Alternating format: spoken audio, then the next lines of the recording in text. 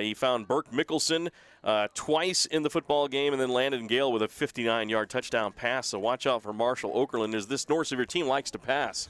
Well, in the game when they played earlier, Crane was having a terrible game. And, in fact, in the third or fourth quarter, late third quarter it might have been, they replaced him with Okerlund. And Okerlund took them down the field and had some success throwing the ball. Whether it was a different way of doing things or what, he gave him a spark. And so Millard is familiar with the Okerlund boy as he played against them here.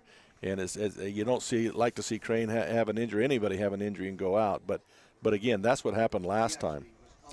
And let's take a look at the Millard Eagles right now. And the Millard Eagles, of course, on the season come from the 2A North. They are 7-2 on the season. Pretty good record, 3-2 in league play. Their only 2 losses coming in league play to Delta and South Summit. As you take a look at the Eagles, their last 3 games, they beat North Summit 59-0. Then they were beaten by South Summit in Camas 47-6. Then they beat Gunnison by a score of 42-6 last week in that football game.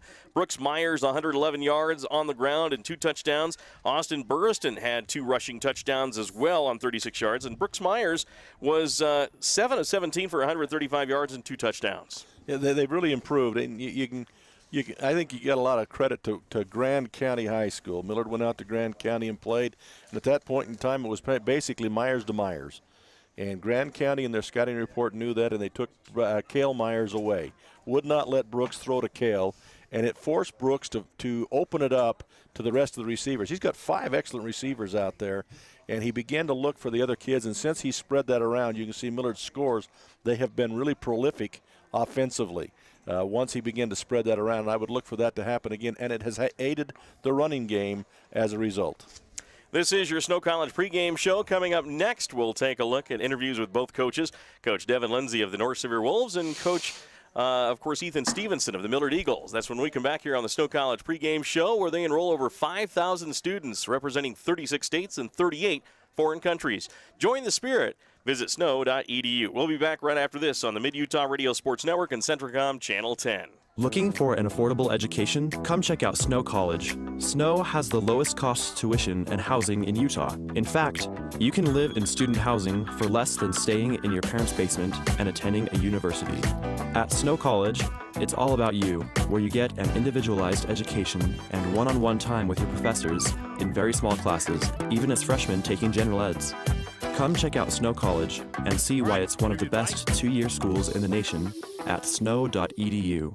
You've seen Zions Bank's name at sporting events, performances, and fundraisers. We're just about everywhere. Your children and grandchildren see Zions' dedicated employees in their classroom, teaching them how to save. We do all this because we have skin in the game. We support South Central Utah because we live and work here too. So we're as committed to this community's future as you are. When it comes to choosing to bank at Zions, rest assured you're selecting a company dedicated to bringing value to South Central Utah's businesses, individuals, and families. ZionsBank.com, member FDIC.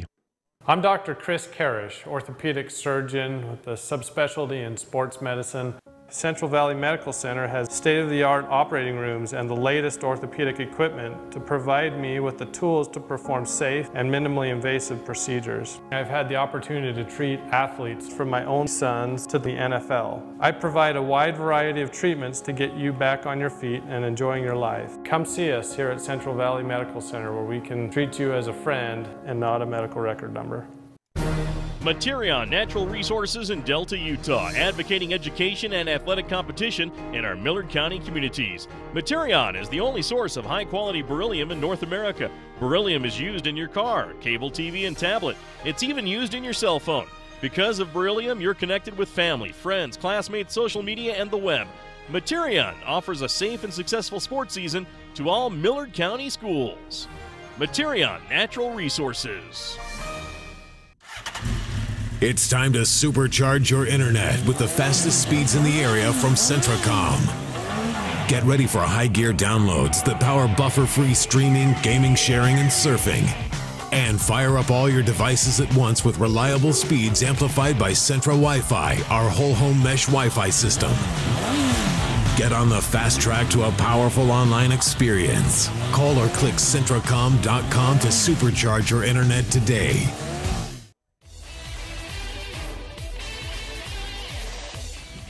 Welcome back to the Snow College pregame show. Snow College in the top 10% of the nation in student success. Turn on your education. Go to snow.edu. I'm with Ethan Stevenson, head coach of the Millard Eagles, and coach, playoff time. It is. It's exciting. For me, I mean, I know I'm biased because I'm the football coach, but it's the best time of the year. High school playoffs, college football's going on. I mean, everything's it's just awesome. The excitement, you know, it's just like no other. Well, take me back in history. Playoff days for yourself here at Millard High School. Tell us what you guys were doing, how you guys did. My sophomore year, I was able to be a part of a state championship. Junior and senior year, we lost in the semis, unfortunately, and we felt like we had the best team clearly both years, playing under Coach Sheriff, running the wishbone. So a little bit different back then than it is now. Yeah, numbers are a little less, aren't they? Yes, yep, just a little bit. Tell me about the North Sevier Wolves. You played them once this year already here at home. You got them again. What are some of the difficulties in playing a team twice? It's kind of hard to surprise somebody when they've seen you, played against you, because when you watch film, and we get film on everybody, film can be deceiving, but when you've been up with them and they've been up with you and they see everything that you're doing, it's hard to surprise them, especially with the way we've been running our offense this year with the up-tempo. I think they kind of know what to expect, but at the same time, it goes for us too. You know, we know what to expect with them, and hopefully we can make our adjustments and do it a little bit different than what we did last time, but have the same success as last time too. All right. I know the entire team has to play well for a victory, but if you look at some key players, maybe offense, defense, who has to have good games for you individually? I know it's what almost every coach says, but the O-line. The O-line has to set the standard for us. Them getting up there, setting the blocks, being able to protect our quarterback and pass, but also being able to make some holes for our running back. We definitely want to establish our run early and get that going, and I think that'll help us with our pass later on. But the O-line and D-line, clearly. But with North Sevier, with them being a pass team, our DBs definitely got to up their game and make sure we get some takeaways with them. All right, looking at North Sevier offensively, defensively, what do they bring? Do they have any key players you're looking out for?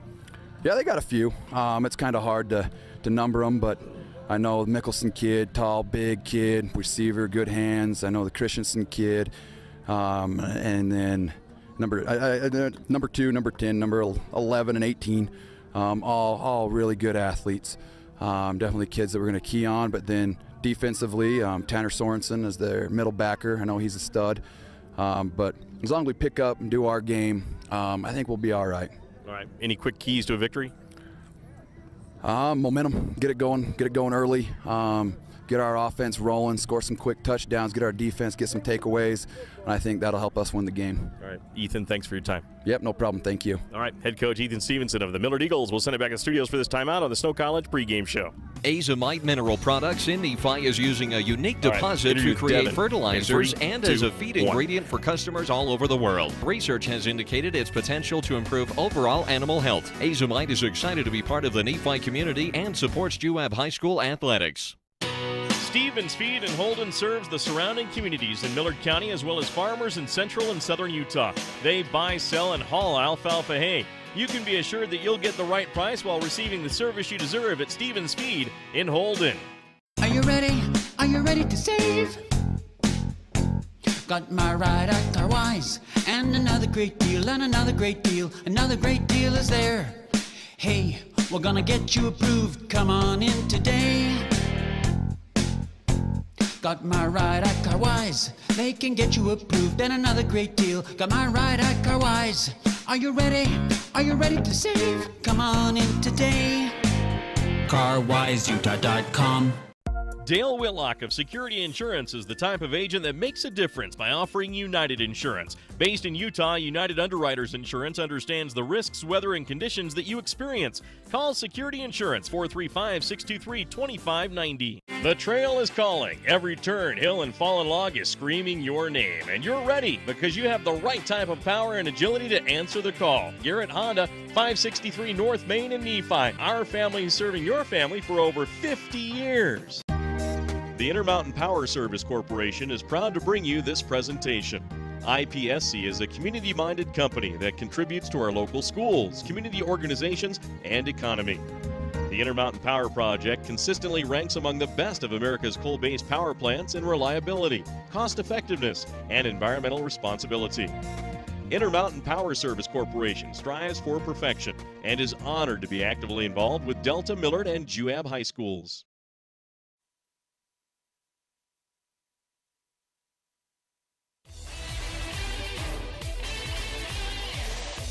Welcome back to the Mid-Utah Radio Sports Network, Centracom Channel 10 on the Snow College pregame show. Snow College has the Horn School of Music. Get a 4-year music degree. Go to snow.edu. We're with Devin Lindsay, head coach of the North Sevier Wolves. Coach, thanks for being here. Thank you. Appreciate it. No problem. Tell us about the Wolves, how they're playing coming into this game. I've seen improvement in our team. They're excited, very excited. Although we're the 6th seed, we don't feel like a 6th seed. We've had some tough opponents in our conference. 2A South has been really tough, but we've lost our quarterback about 3-4 weeks ago. So between the Beaver San Juan South Sevier game, we've relied on Marshall Okerlund, our backup, and I'm just so proud of him. I think he's done a really good job, but we do miss Taylor Crane and wish him the best. He had his ACL surgery today, so we wish him the best. All right. Tell us about this Millard Eagle team. You played them once already over here. Tell us what you saw in that game and what you have to do in this game to improve. I felt defensively we were very good. There were a few things we needed to adjust, and I think our defensive staff has done that. Offensively, I thought we made some drives. I thought we made some plays, but we're going to need to play much better offensively. I think we've simplified, which can be better, can be more effective, and I feel like our quarterback is relaxed, ready to go, and the guys are excited. They're really good. They're embracing this opportunity, so we're ready to go. All right. Can you narrow it down to maybe 3 most important keys in this game for a victory here in Fillmore? Yes, we've got to convert third downs better. We need to minimize our turnovers, and when we get in the red zone, we've got to score. So scoring is really important for us. We cannot turn it over. That's really important in my mind, and especially with our backup quarterback. And stopping them is going to be crucial too. But our third down conversion is going to have to come through today. All right, Coach, thanks for your time. I want to wish you the best of luck. Hey, thanks. Appreciate it. All right, Coach Devin Lindsay of the North Sevier Wolves. We'll send it back to the studios for more of the Snow College pregame show coming up next. Looking for an affordable education? Come check out Snow College. Snow has the lowest cost tuition and housing in Utah. In fact, you can live in student housing for less than staying in your parents' basement and attending a university. At Snow College, it's all about you, where you get an individualized education and one-on-one time with your professors in very small classes, even as freshmen taking general eds. Come check out Snow College and see why it's one of the best 2-year schools in the nation at snow.edu. You've seen Zions Bank's name at sporting events, performances, and fundraisers. We're just about everywhere. Your children and grandchildren see Zions' dedicated employees in their classroom, teaching them how to save. We do all this because we have skin in the game. We support South Central Utah because we live and work here too. So we're as committed to this community's future as you are. When it comes to choosing to bank at Zions, rest assured you're selecting a company dedicated to bringing value to South Central Utah's businesses, individuals, and families. ZionsBank.com, member FDIC. I'm Dr. Chris Karish, orthopedic surgeon with a subspecialty in sports medicine. Central Valley Medical Center has state-of-the-art operating rooms and the latest orthopedic equipment to provide me with the tools to perform safe and minimally invasive procedures. I've had the opportunity to treat athletes from my own sons to the NFL. I provide a wide variety of treatments to get you back on your feet and enjoying your life. Come see us here at Central Valley Medical Center, where we can treat you as a friend and not a medical record number.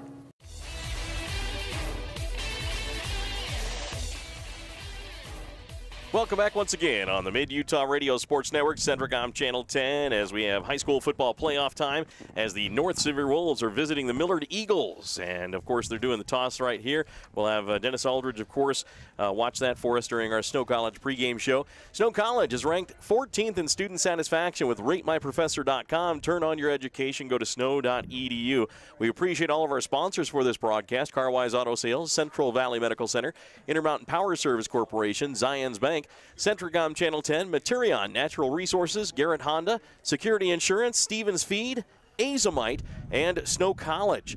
And, of course, we appreciate our Player of the Game sponsors, Gunnison Market, sponsoring the North Sevier Player of the Game. For competitive prices, expert advice, and friendly hometown service from Sean Sorensen at Gunnison Market Pharmacy, call 528-7555. And for the Millard Eagles, the Fillmore City Player of the Game, Utah's first state capital, wishes all teams good luck. Thanks to the community coaches and staff for making Fillmore such a great place. And while we have, of course, the captains at the 50-yard line for the coin toss, we'll also take a look at our keys to the game. Brought to you by Gurney Trucking, now hiring with dedicated routes and lanes open to Denver and Los Angeles. Join the Gurney Trucking family. to get competitive rates and benefits. That's Gurney Trucking. You can drive new equipment with competitive rates and benefits. Call 435-529-3831. That's 435-529-3831. Well, as we take a look at the keys of the game, Dennis, as you look at the keys of the game, what are the keys, maybe a couple keys for each team there? Well, both teams want to run that the spread offense, and so really it's going to be defensive backs versus those receivers. I think for Millard, it continues to be they need to spread it around. They need to use all of those receivers. Like I said, they got 5 of them, and use those receivers and spread that ball around and keep North Sevier on their heels with where the ball is going to go. Look for that. Read that defensive secondary. But really, the same thing holds true for North Sevier too. Okerlund is a new quarterback. He's a new entity in some minds, but for Millard, he's not because they saw him earlier. But they're the same thing. He's got to not lock onto a receiver. He's got to read that secondary and find the open receiver, because you send that many people out, there's going to be an open receiver, but you've got to read the secondary. And I see a lot of these quarterbacks this year from a lot of teams locking on early. Millard was doing it, Crane was doing it, and when they played the first time, so they were both doing it. And Millard did get the win, but Millard woke up in the grand game, and they're doing a better job of that. Okerlund has to do that now for North Sevier. Read the secondary, find the open receiver. All right, well, here's the coin toss, and what do we have for the coin toss, Dennis? Well, Millard won the toss and declined, or deferred to the second half, and North Sevier is going to take the ball. All right, and thanks again to Gurney Trucking for our keys of the game. Drive new equipment and competitive rates and benefits. Call 435-529-3831. The North Sevier Wolves are set to receive, defending the goal to our right. And kicking off from the left is going to be Wyatt Alcala of the Millard Eagles, the 5'9", 175-pound junior. He approaches the ball to kick it from the 40-yard line. It's going to be a short kick angled towards the sideline, and it goes out of bounds with a quick flag on the play. I'm not sure they wanted to give Riley Ogden much of a chance to return that one. Well, they've been trying to direct the kick down the sideline to limit the returnability for most teams. Most teams, when they return, try to go towards their own bench, and so he's been kicking it down the right side or away from the team that he's kicking against. At that time, however, it went out of bounds. He's got a much better leg and generally more control than that. Other games going on today. It's Enterprise hosting Gunnison Valley. South Sevier is at ALA in the 2A playoffs. Beaver beat North Summit yesterday by a score of like 55-14, so Beaver moves on. Here we go with the North Sevier Wolves, 1st and 10 at their own 35-yard line. Ball between the hash marks, going from right to left on your TV screen and your radio dial. In the shotgun is going to be Marshall Okerlund. Okerlund drops back to pass, rolls to his right, looks downfield, fires downfield, looking for a receiver, one-handed catch, and then bobbles it, catches it at the 50-yard line. A fantastic catch by Burke Mickelson. That is excellent job by Burke Mickelson. It's a good thing he's 6'3" and can jump. He did. He went up one-handed and knocked the ball in the air to himself. But that time, Okerlund did exactly what we were talking about. They removed the pocket to get away from the Millard rush, which is dynamic. And that's another key for North Sevier, is handling the Millard rush, a defensive line. And then he picked the open receiver. One play and 15 yards. 1st and 10 at the 15-yard line. 2 wide receivers to the far side, 1 to the near side. There's the quick pitch to the near side. Trying to dodge a tackler as the North Sevier running back gets across the 50 and then tackled at about the 48-yard line on the play. That handoff, of course, was to the Wolves. Was that Riley Mayo? No, 18, excuse me. That is Gabe Wilcox, of course. That was a quick pitch to the outside. That was a good job by Millard for Alcala from his outside linebacker spot to take out the interference and strip that down to the runner only and force that all back inside, giving the Millard players a chance to finish that off and not let him get outside. So it'll be a 2nd down and 8 for the North Sevier Wolves. They have the ball at the Millard 48-yard line. In the shotgun is going to be Okerlund. Hands it off again to Wilcox. Wilcox looking for a hole on that right tackle side, but it's plugged up by the Eagles as they make the stop. Getting in there and making a hit nicely was Wyatt Taylor, the 5'9", 170-pound senior. Well, you got Lund in there too. That is a strength for Millard. That front 7, front 8. Defensively, especially that group of front linemen. Now, one of their big linemen is out, at least for the first half that I know of, and they may be attacking that spot as they tried there, but Lund took care of that. 10:25 left here in the first quarter of play. No score. First possession of the game for the North Sevier Wolves. Slot near side, wide receiver far side. Back to pass. Okerlund throws. May have been tipped, but it's caught for a first down on the far sideline at the 35-yard line of the Millard Eagles. What a nice catch over there. And again, a nice job again by Okerlund. They ran a wheel route right there. They brought the back out down the sideline. Middle outside linebacker missed him completely and ended up wide open, and Okerlund found him, and well played. Here in the first quarter of this football game, North Sevier now another 1st down and 10 as they get another Mason Machinery 1st down. There's the handoff to Wilcox near side. He's going to get caught at the 31-yard line. Pickup of about 5 on the play, and then brought down on the play by the Eagles defense. Good job by Tanner Sorensen, too, from that offensive line coming out there and opening that outside up. Both times they run that pitch sweep, he's been able to come out and lead that, and that time they got the corner. Looking for another Mason Machinery 1st down. Mason Machinery in Springville and Aurora knows the farming business and has the equipment, prices, and financing that assures your success. 2 wide receivers far side, 1 in motion comes to the near side. Marshall Okerlund in the shotgun, rolls to his right, looking downfield, lots of time, fires across the middle. It's going to be picked off by Wyatt Alcala. Intercepted at the 21-yard line and then tackled at the 22. And there's the first turnover of the game, a pick by Wyatt Alcala. And see, in that case, he did not read it well. They tried to run the back out on the flat, but the linebacker didn't go with him. He stayed home, and so when he threw the ball back into the middle, Alcala was there to pick that up. He didn't read him. The pass was the outside was the running back into the flat on the outside because the linebacker did not pursue him. We do have a flag down too. So we'll see if this stands. Was it on the return is the question. I think they have the possession. It's use of the helmet on the tackle. So that'll give the Eagles some more yardage here early in the first quarter of play. The first turnover of the game is North Sevier. Marshall Okerlund throws a pick with 9:18 left here in the first quarter. No score in this one. And, of course, that was a big play. So we have a Rhodes Pumps timeout right now with the penalty. It has to do with pumps and irrigation systems. Check first with a company with the latest training. Call Rhodes Pumps, 435-743-6277. With the penalty, the Eagles will have a 1st and 10 at their 38-yard line.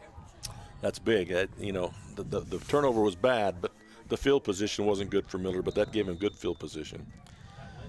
So right now it's going to be 1st down and 10 for the Eagles. Brooks Myers in the shotgun, takes the snap. Little play action to Burriston, throws across the middle, and that's thrown a little too far out in front on the slant. Incomplete. That pass was intended for Hayes Monroe. Interesting on 1st down, first offensive play for Millard. And North Sevier looked like they brought the house, leaving the middle wide open, but unable to make the completion on the pass. But that was open, wide open in the middle. So 2nd down and 10 for the Eagles at their own 37-yard line. 9:14 left. There's the handoff going up the middle, and this time the Wolves sniff it out well. Maybe a 2-yard gain for the running back, and that is all. Great job defensively. I think the defensive line came up and made the hit. Big number 63 for the Wolves, Jade Gibb. Well, a middle linebacker, too. Number 52 again, Sorensen. Also playing one of those linebacker spots, immediately reacted to that and came up and helped make that tackle. So 3rd down and 8. Eagles have 2 wide receivers to the far side. One on the near side is going to be Sam Marshall. Now going out to the far side, we've got Cale Myers, and then also out there is Hayes Monroe.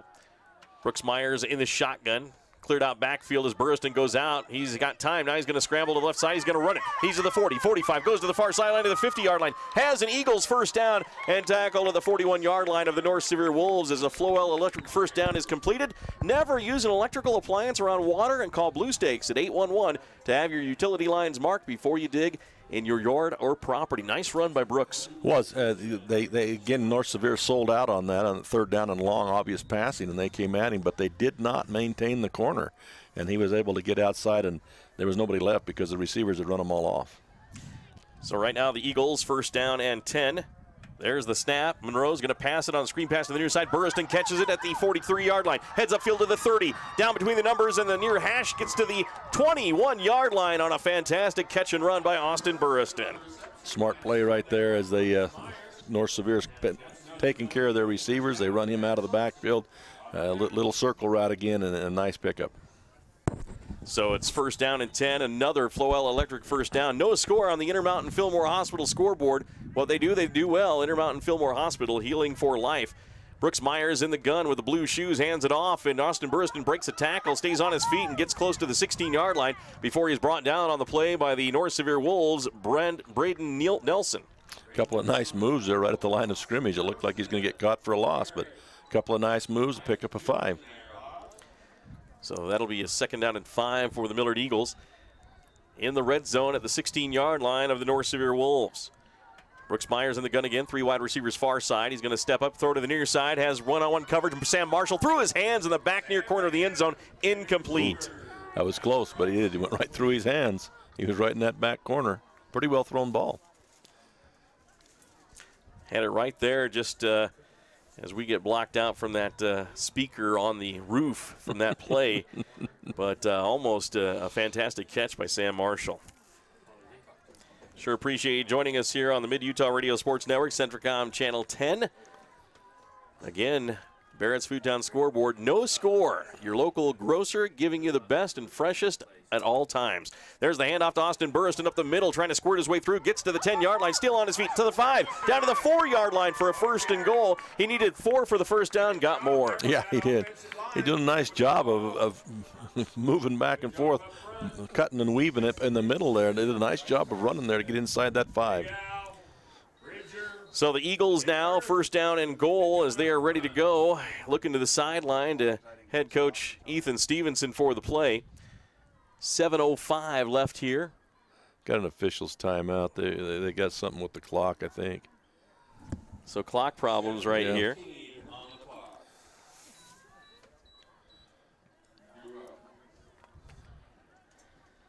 So 7:15 left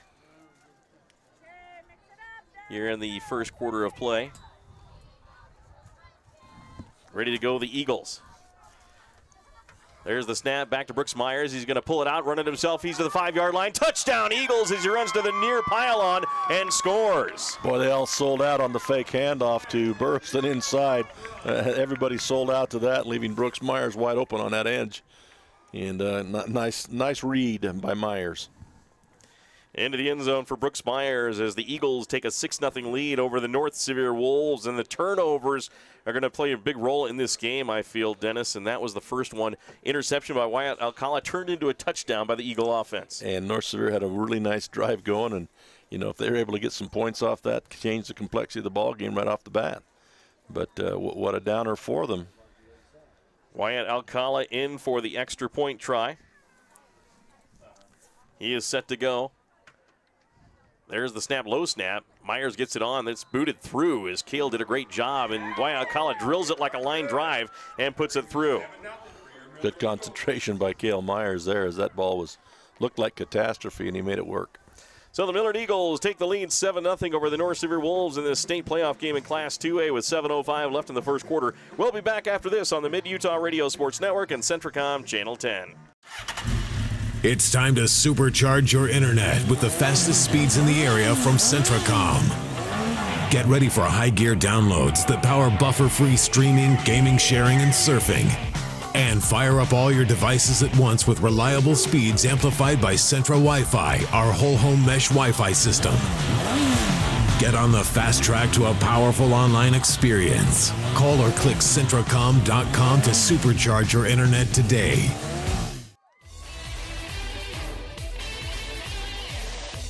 And right now with 7:05 left here in the 1st quarter of play, the Millard Eagles strike after a Wyatt Alcala interception, and they rush it in on a Brooks Myers touchdown run. Fantastic job by Brooks on the read, as you mentioned, and now the Eagles have a comfortable 7-0 lead. I don't think you can call a 7-0 lead comfortable, though. No, not the way North Sevier moved that ball in that first possession. You said they'd made some changes and some adaptations. They looked really good on that first drive. He just made that one bad read is all. There's the kickoff fielded back at the 7-yard line, being brought back into the middle of the field to the 20-yard line. They're getting hit and tackled right about there at the 20. Tackle by the Eagles made by Braxton Brewer on the return that time by Gabe Wilcox. And again, kicking right down the near sideline, the home team sideline. And again, North Sevier tried to go back across, but most teams, if they try to get clear back across that's just too far to go. And you lose yardage. You need to try and turn it up a little sooner. You're not going to get back across to your own sideline. May have been Riley Ogden on the return there, my mistake. But the Wolves have it 1st and 10 at the 21-yard line, excuse me. Wide receiver to the near side and 3 to the far side. Marshall Okerlund in the shotgun with a back to his right on 1st and 10. Takes the snap, hands it off to Wilcox. Wilcox looking for room, cuts against the grain, goes to the 20, 25, 30-yard line, breaks a tackle, gets a first down at the 32-yard line. A beautiful Mason Machinery first down. Boy, he did a good job right there as he was coming left, and it all stacked up in front of him, and he found a seam back to the backside and got into that seam for a nice pickup there. That was a beautiful run right there by that young man. So 1st and 10 for the North Sevier Wolves at the 34-yard line on the near hash, going right to left on your TV screen and your radio dial. Brooks Mickelson out to the far side. He's out there, of course, with Fernando Elmer. There's the snap, quick pass to the near side, just a little low between the numbers of the near hash of the 42-yard line. Incomplete, intended for Cody Christensen. Looked like he had too much palm on the ball because the nose of that thing took a dive. It was like a sinker ball in baseball as that thing went straight into the ground. So that'll bring up a 2nd down and 10 for the North Sevier Wolves here in this football game. Of course, looking to get into the Parts House end zone for the good stuff in auto parts. Visit the Parts House in Salina. They've got a ways to go, though. 3 wide receivers far side. There's the quick pitch to Gabe Wilcox far side. He gets hit in the backfield and taken down. A beautiful job by Jaden Cranny. The 5'11", 135-pound senior makes a tackle for a loss. Boy, he read that immediately and came hard. He didn't wait back, and that's really the way you need to attack it. Don't wait for it. He read that early. You got to read it. Don't just come flying. But he read it and came up in there before the back had a chance to really do much of anything but catch the ball. So all the way back to the 33-yard line for a 3rd down and 11 for the North Sevier Wolves. Millard defense playing well right here. And, of course, we'll see what Marshall Okerlund can do to get his team out of a hole here. Needs 11 yards for a 1st down. He'll send out a wing back to the left. Goes in motion. There's the snap. Okerlund's going to throw on a flag throw, and he's going to be caught by Burke Mickelson at the 30-yard line, 35, 40-yard line, heads up field and gets hit close to the 1st down. Sam Marshall made the hit, but that's going to be just maybe a half yard shy of the 1st down. It'll be close. I think your penalty is a legal shift. They were hurrying to the line to try and disguise that thing, and the back went in motion before the wide receiver got set. So you had 2 players in motion at the same time, so it's coming back. Tough break there for the North Sevier Wolves, as that was a play that may have gotten them a 1st down, depending on the chains. And Sam Marshall made a nice hit, but that's going to back them up, as you mentioned, 5 yards. Now instead of a 3rd and 11, it's 3rd and 16. Yeah. You also got to take your hat off to Okerlund on that pass, too, because it was a screen set up, but you had Burriston standing right next to the receiver, and Okerlund saw it and threw the ball just over his hands to Mickelson. And he didn't just turn and fire it. He read it and threw it over the top. So that could have been disastrous. Well, the Wolves can use a Mason Diesel Services key play of the game right here, servicing engines and transmissions on heavy-duty trucks and big rigs, while offering heavy-duty wreckers. Mason Diesel Services, 529-7477. Right now, the North Sevier Wolves will have Gabe Wilcox in the backfield to the right of Marshall Okerlund, who's in the shotgun. 2 wide receivers near side, 2 far side. Wolves going right to left on your radio dial and your TV screen. Here on the Mid-Utah Radio Sports Network and Centricom Channel 10, Mike Trina, Dennis Aldridge with you. Okerlund is back to pass. He's going to step up, throw one deep over the far sideline. It's going to be incomplete, broken up beautifully on that far side. Was that Burriston? No, that was actually Jaden Cranny again. Cranny, yeah. And the receiver had gotten beyond Cranny and just a little bit underthrown. In fact, Cranny actually ran into the receiver, but he was looking back. He was playing the ball, and so you can get away with that. It'll be 4th down and 16 for the North Sevier Wolves. They'll have to punt this one away as the Eagles lead 7-0 over the North Sevier Wolves here in Fillmore. So they'll send their punter back to punt. Looking to return is Cale Myers at his 35-yard line. There's the snap. Beautiful snap by the long snapper. There's the boot away, a high wobbly kick. And Cale Myers picks it up at the 35-yard line, heads up field between the hash marks, squirts to the outside of the 45-yard line, down the sideline to the 50, and then into North Sevier territory at about the 45-yard line. Nice return by Cale Myers. That was a great kick, but sometimes you out-kick your coverage, and he just flat out kicked his coverage with that punt, and it gave Myers a chance to return that thing, and a nice return, some good blocking on that far side for him to get back to there. So the Eagles leading 7-0 have the ball at the 45-yard line of the North Sevier Wolves. Go ahead, Dennis. I was going to say they barely have to move the chains because he got back to where they would have had to have gotten for a 1st down back at the 45. So the Eagles now with 3 wide receivers on the near side. Out wide is going to be Tice Davies. There's the snap, handoff to Burriston, pulled back out. Brooks Myers is going to run it himself, gets to about the 42-yard line, pickup of about 3. I think he fooled a lot of the North Sevier kids, too, as they thought Burriston had that ball. But he's doing a good job right now, both with the pass and with the run, of reading what the defense is giving. Millard 7, North Sevier nothing. 4:43 left here in the first quarter. That's a quick check of your Barrett's Foodtown scoreboard. Your local grocer giving you the best and freshest at all times. There's the snap. Brooks Myers back to throw, has lots of time, now scrambles, and he's going to get hit and stopped by the North Sevier defense. Fantastic job by Tanner Sorensen to make the tackle, the senior. Middle linebacker once again as he tried to squirt to the outside, and Sorensen was there to get him. Good play. That'll bring up a 3rd down and 9 for the Millard Eagles. Eagles will send out Cale Myers to the near side, along with Jed DeGraffenried out wide. Also to this side is Hayes Monroe. Brooks Myers takes the snap. Here comes the rush. He's going to run out of the trouble. He's going to get to the 40-yard line, goes to the far sideline, and then met and stopped for a 4th down. Great job by North Sevier to prevent the 1st down. Jade Gibbs in on that tackle on that far side, playing back in the secondary, and then came up and made the tackle. I believe that's who that was.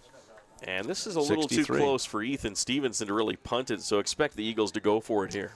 Generally anywhere south of the 50-yard line is a 4-down territory. It's been that way for years, but look for some kind of trickery to get him to draw them off sides to begin with. Richfield leading Carbon in the 3A playoffs, 38-0 at halftime over the Carbon Dinos. There's the handoff to Austin Burriston up the middle, heads forward, gets the 1st down. Another Floel Electric 1st down. Well, they put it on the backs of that big front line, said go get it for us, and they did a good job. So 1st and 10. They haven't moved the chains yet. Whoa, boy, the spot was way back. Ouch, that was an ugly spot. It looked like he got more than that. Let's check our Centricom Channel 10 instant replay on the spot of this thing. Burriston gets the ball and then heads forward and goes.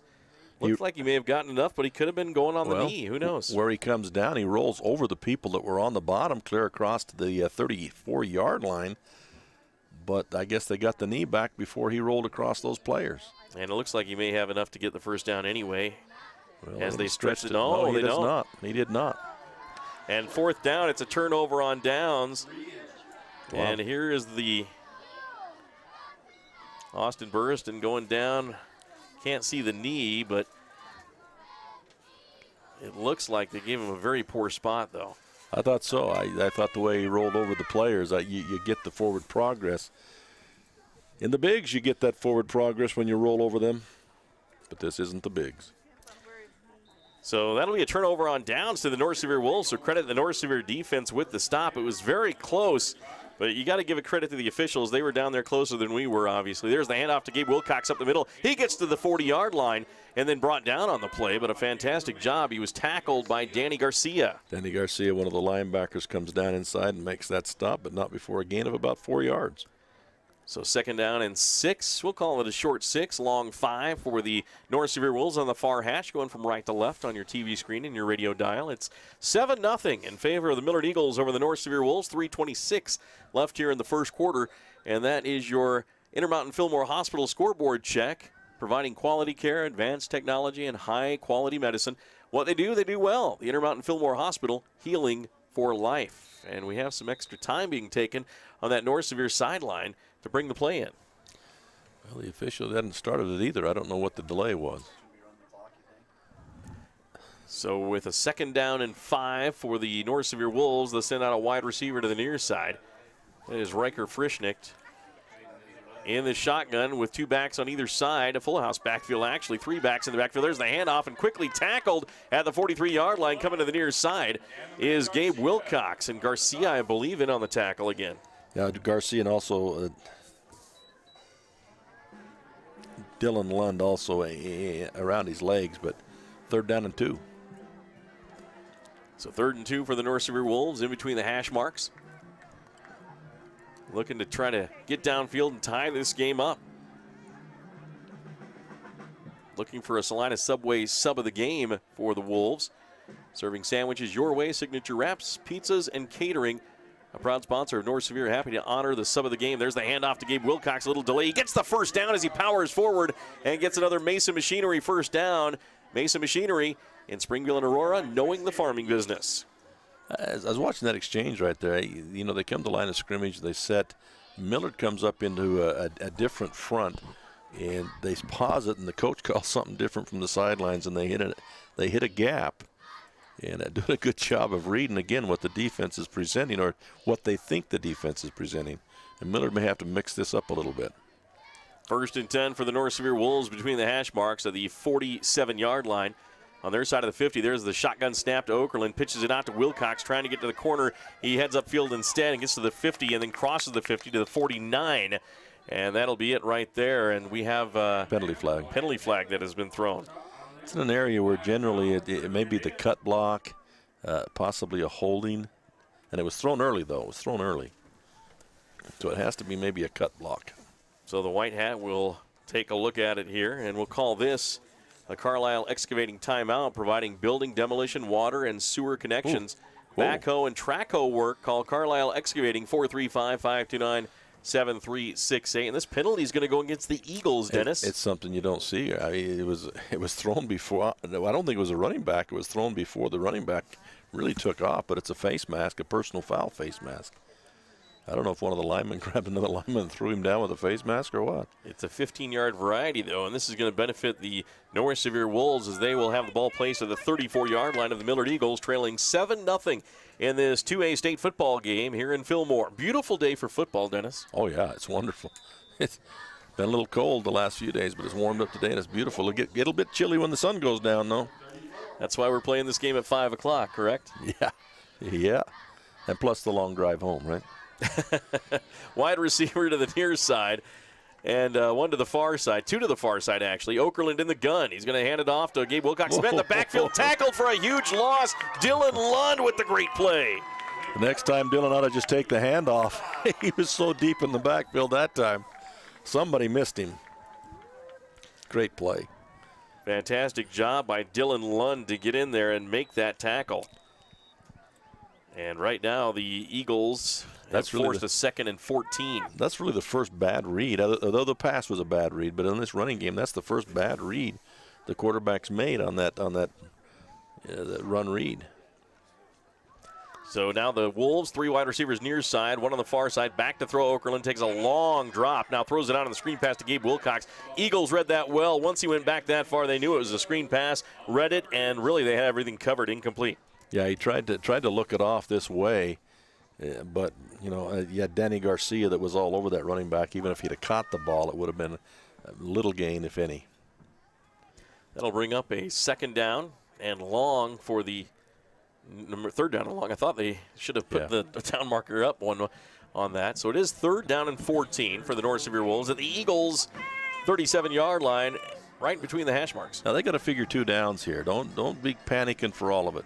Get some and go back on 4th. Okerlund back to pass with 4 wide receivers, throws one over the middle. It's going to be incomplete. That should be pass interference. Cale Myers hit a little early, but no flag comes out. They're going to call that just incomplete. But from our angle, it looked like an early hit. Yeah, I thought so too, because the kid he would have completed the pass, but the hit changed the receiver completely. It knocked him sideways. Or that's a completion. And that'll go back the other way. So that is a very close. He might have timed that just perfectly. Wow. Nice job by Cale Myers. Too close to call with the naked eye. As we watch the instant replay, it is very close. So great job by, of course, Cale Myers. Now it's a 4th down and punting situation for the Eagles. Cale Myers made that great hit, timed it perfectly, will be back to receive. There's the punt, end over end, and you're going to let it go into the end zone for a touchback. Good job by Cale Myers. So they only pick up 15 yards on the punt. Usually you try to kick that into a corner or a high and let it bounce. He just kicked that one hard, straight away. So with 37 seconds left here in the first quarter of play, it's Millard 7, North Sevier nothing here in this 2A state playoff game in Fillmore. Mike Traina, Dennis Aldridge with you. And, of course, this broadcast made possible by Snow College, Stevens Feed and Azamite, Garrett Honda and Security Insurance, Materion Natural Resources, Centricom Channel 10, Zions Bank, Intermountain Power Service Corporation, Central Valley Medical Center, and Carwise Auto Sales. The Eagles first and 10 to their own 20-yard line, going from left to right. Brooks Myers in the gun. Or do they switch it up? No, they have Hayes Monroe as the fullback. Austin Burriston is the tailback in the I formation. 2 wide receivers near side, 1 far side. Handoff is going to be pulled out and kept by Brooks Myers. That looked ugly. It looked like an injury-prone kind of play, but he picks up maybe about 3 yards. Well, he put it in Monroe's stomach, and then I think he was trying to pull it, and Monroe wouldn't let go of it. And so they both stayed in contact with the ball and went down in a heap. 1-yard pickup on the play. 2nd down and 9 for the Eagles. Now a little more traditional setup with the quarterback in the shotgun. Hands it off to Austin Burriston on the read. He is hit quickly and stopped. Eagles got stopped there by a tough North Sevier defense. And one of the players there was number 52 for the Wolves, Tanner Sorensen again. Sorensen having a great day, Sorensen is. Really is. But again, that was an awkward handoff. For a minute, I thought it was even on the ground because they started looking around where it was. Awkward handoff. They're going to get a yard out of that, and that's going to end the first quarter of play with the Millard Eagles leading the North Sevier Wolves 7-0. We'll take a break here on the Mid-Utah Radio Sports Network, Centricom Channel 10. Another Rhodes Pumps timeout. Call Rhodes Pumps for well or irrigation pump service, 435-743-6277. We'll be right back. Azamite Mineral Products in Nephi is using a unique deposit to create fertilizers and as a feed ingredient for customers all over the world. Research has indicated its potential to improve overall animal health. Azamite is excited to be part of the Nephi community and supports Juab High School athletics. Stevens Feed and Holden serves the surrounding communities in Millard County as well as farmers in central and southern Utah. They buy, sell, and haul alfalfa hay. You can be assured that you'll get the right price while receiving the service you deserve at Stevens Feed in Holden. And welcome back once again on the Mid-Utah Radio Sports Network, Centricom Channel 10. 12 minutes on the clock for the second quarter to begin. And the Millard Eagles hanging on to a 7-0 lead right now, Dennis. Yeah, North Sevier, you said, had made some changes, and they look pretty good. They've made a couple of mistakes, most notably the pass interception, but they look good. They're doing some really good things. Right now, the Millard Eagles facing a 3rd down and 7. Ball at their 23, is it? Let's see. 23-yard line. And now 2 wide receivers to the near side. Cale Meyer is one of those. Well, that's Sam Marshall out here. And then Myers is in the slot, and then 2 more on the other side. And we just have the officials taking a little bit longer to get set, right? They've had a couple of those where they just kind of waited, and both teams are waiting for them. 3rd down and 7 for the Eagles. They're on 23, and the shotgun is Brooks Myers. Takes the snap. Looking, fires to the near side on the slant. Sam Marshall makes the catch for the 1st down at the 32 and gets to the 35-yard line for a 1st down and 10. That 1st down is brought to you by Floel Electric.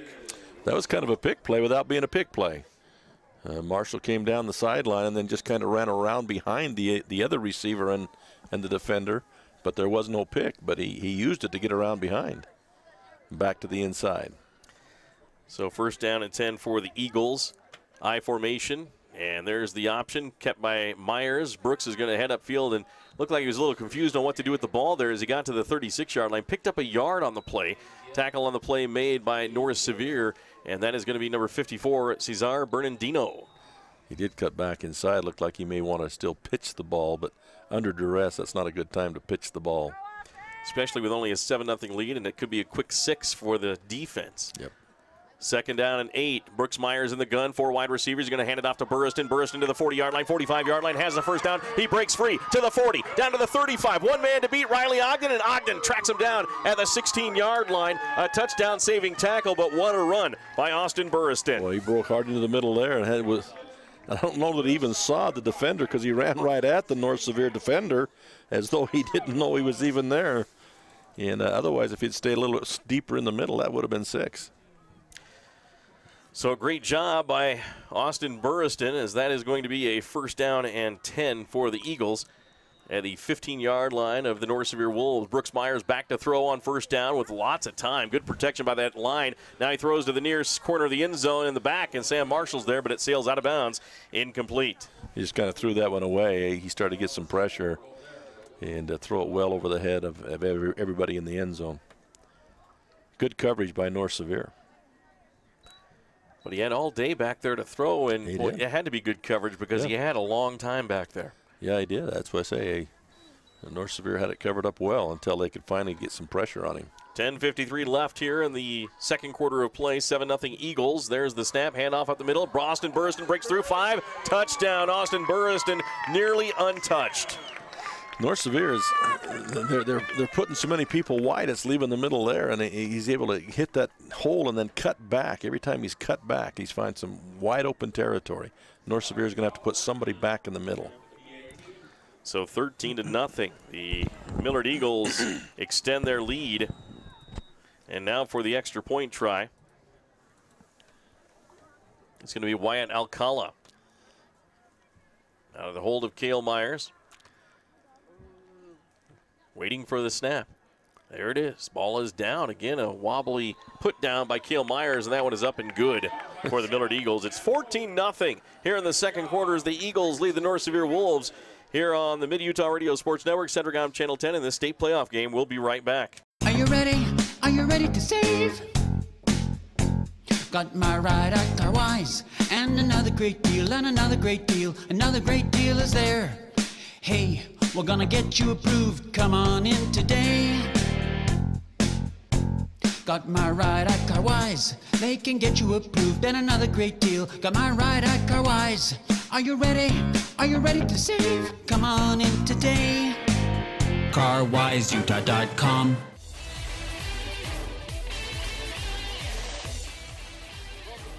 Welcome back once again on the Mid-Utah Radio Sports Network, Centricom Channel 10. The Millard Eagles score again.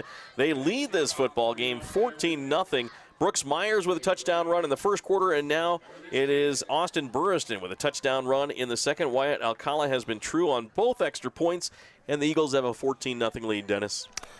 It's one of those key moments right now for North Sevier. They've looked good offensively, but they really got to put something together, get some points here before the half. There's the kickoff. It's going to be fielded by the North Sevier Wolves, then up the middle to the 40-yard line, making a move to the 50-yard line, and finally tackled is the return man into the Eagles' territory. Fantastic job that time by the North Sevier Wolves. Making the carry back was number 12, Riley Mayo, as he was finally tackled on the play by Braxton Brewer. Well, that's a case there where they kicked a squib kick so that it didn't go to the deep backs. He picked that thing up and then just went straight ahead and found a hole instead of trying to get to any sideline. Just made the most that he could out of it, and Millard almost kind of ran past him. And a great job by Mayo. So that's going to be 1st and 10. The Eagles on defense, a fantastic job by the North Sevier Wolves to have an opportunity here. There's the snap and hand off to Gabe Wilcox. Wilcox is going to pick up maybe a yard on the play and stopped cold nicely there by the Eagles, number 56, Bridger Fulmer. Got him kind of from behind. He had blockers out front if he could have made through that first line of defense, but Fulmer was able to catch him kind of from behind and bring him down. 10:16 left here in the second quarter of play here on your Barrett's Foodtown scoreboard. Of course, looking for a Dwayne's Foodtown sub of the game for the Millard Eagles. Dwayne's Foodtown, caring about the community and schools for decades. That's Dwayne's Foodtown. There's the drop back to pass for Okerlund. Pass it to the far sideline. Caught, and then down the sideline for close to a first down. I believe he got it to the 37 of the Millard Eagles. Chase Rasmussen on the reception there and did a nice job. Again, just a little flare out there and hit the uptight receiver, the near receiver, and able to get down that sideline. Nice job. So even though the Eagles have a 14-0 lead, North Sevier has moved the ball well on the Eagles. If they can just get it down to score, this is a ball game again, basically. They made a mistake on the pass interception, and they misread a run situation, but those are really the only mistakes they made. Other than that, they've moved the ball pretty well. 4 wide receivers. There's a delayed handoff to Gabe Wilcox up the middle, and the Eagles kind of read it nicely, and they stop him at the 34-yard line for a pickup of maybe 2. Nice job by the Eagles defense. Wyatt Alcala comes up and helps out. And there's a difference there in defense in that North Sevier tried the same, the running play, and he tried to cut back much like Burriston's done for Millard. But Millard had the extra guy in the middle. and he was unable to cut back against that grain, whereas North Sevier is vacating that middle and leaving the hole open and allowing Burniston to get massive yardage up the middle on the cutback. Wolves in the shotgun. 4 wide receivers, 2 to each side. Okerlund back to throw, throws across the middle. It's going to be caught on the slant to the 25-yard line and then close to the 22 before he's knocked down and tackled there. Fantastic job that time on the catch for the North Sevier Wolves, Cody Christensen. And that was a nice catch, fingertips. He had to reach way out for that. And most receivers won't do that because they're afraid of getting hit in the middle like that. But he stuck his hands out there and took a chance and taking one for the team there. That was a nice job by Christensen. Nice job. Christensen, of course, in the running for the Gunnison Market Player of the Game with catches like that. For competitive prices, expert advice, and friendly hometown service from Sean Sorensen at Gunnison Market Pharmacy. Call 528-7555. Wolves 1st and 10 at the Eagles' 23-yard line. Marshall Okerlund, the Wolves quarterback, takes the snap, rolls to his right, looks against the grain, throws to the far side of the field. It's going to be caught inside the 10-yard line for another first down. It's 1st and goal, and I believe making the catch that time may have been Riley Ogden. And again, a great job in play scheme there as they brought everything to the right-hand side, ran everything down the right-hand side. They rolled the pocket to the right-hand side and snuck that receiver back to the left-hand side, and he had to throw clear across the field to get to that guy. That was a well-conceived play and thrown really well. We have a timeout on the field. It's going to be Mason Machinery timeout, or actually, excuse me, a Carlisle Excavating timeout. When you think of excavating, think Carlisle Excavating. 435-529-7368. 14-0 Eagles, but a 1st and goal for North Sevier when we come back on the Mid-Utah Radio Sports Network and Centricom Channel 10. The Intermountain Power Service Corporation is proud to bring you this presentation. IPSC is a community-minded company that contributes to our local schools, community organizations, and economy. The Intermountain Power Project consistently ranks among the best of America's coal-based power plants in reliability, cost-effectiveness, and environmental responsibility. Intermountain Power Service Corporation strives for perfection and is honored to be actively involved with Delta, Millard, and Juab High Schools.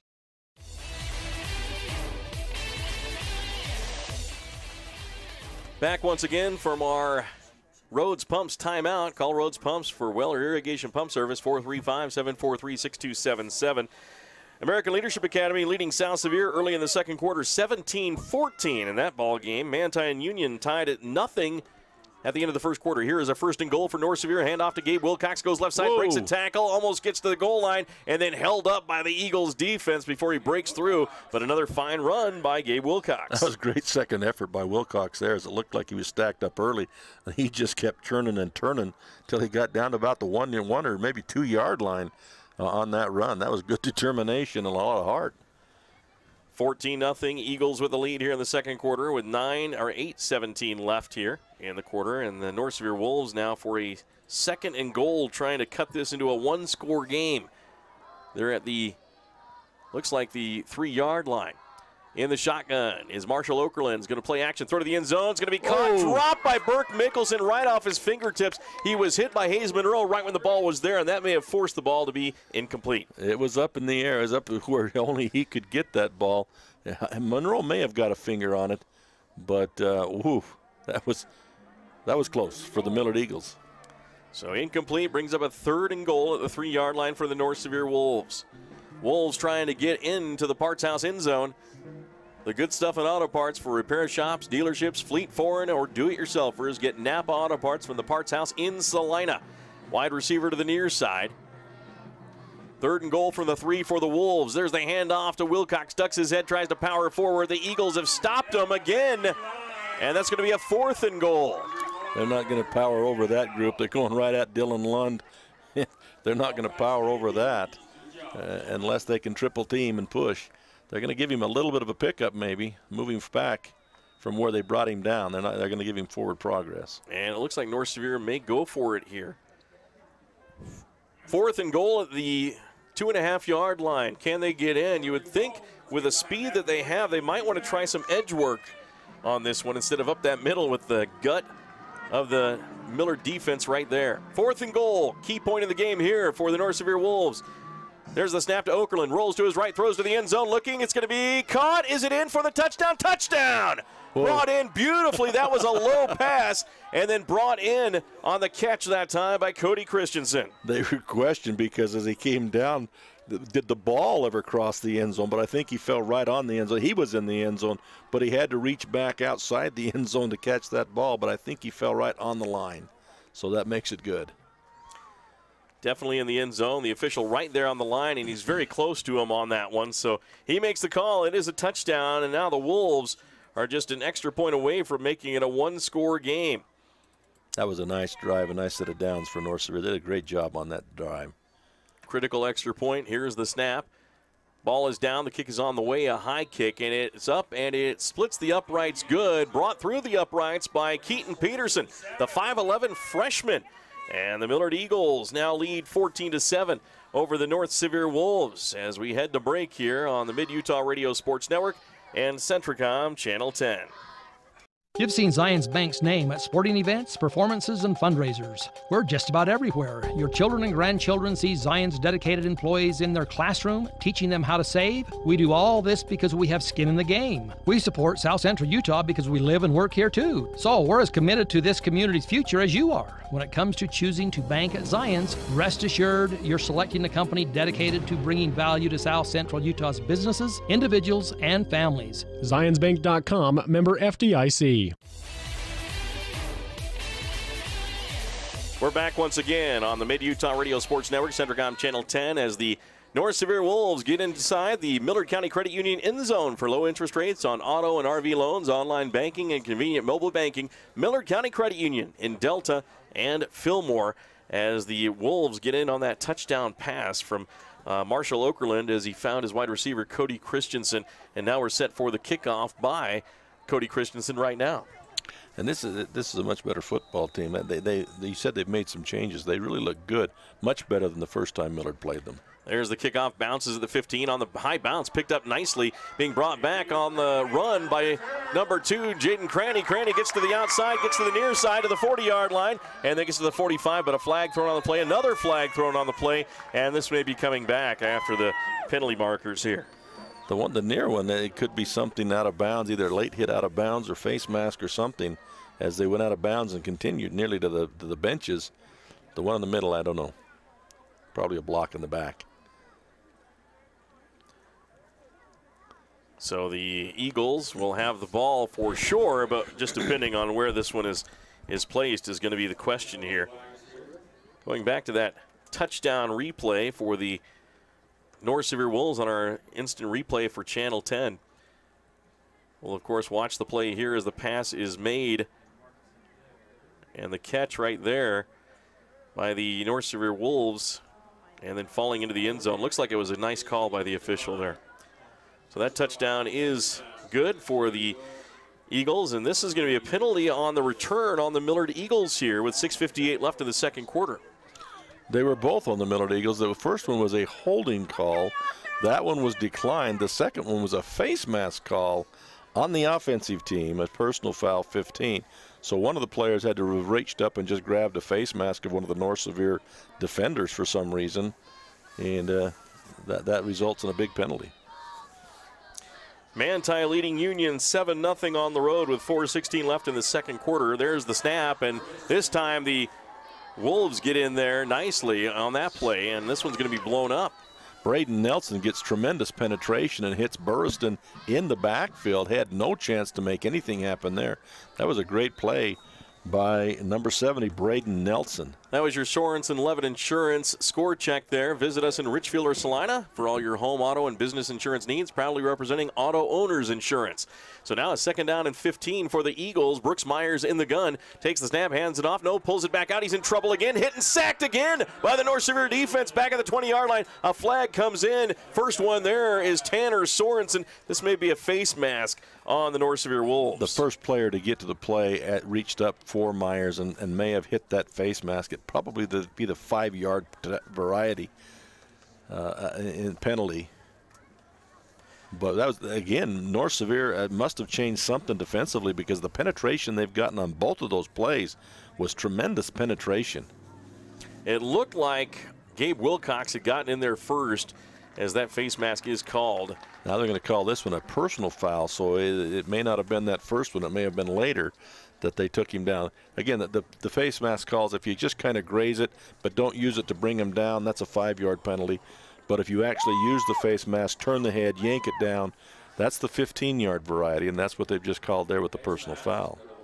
So the only good thing for North Sevier is they had him so far back in the backfield on those back-to-back sacks that now it's 2nd down and 8 still for the Millard Eagles. But, you know, Gabe Wilcox on that instant replay I was getting to, he did graze the face mask, let go, and then that really didn't affect the sack as much as the other 3 guys coming in and getting him. Must have had a face mask, as you mentioned, in that melee. Yep.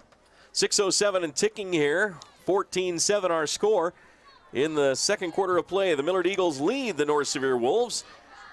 Here on your Barrett's Foodtown scoreboard, there's the handoff to Austin Burriston. Burriston's going to get tripped up and tackled there by the North Sevier defense. Good job, as they have really closed those running lanes right there.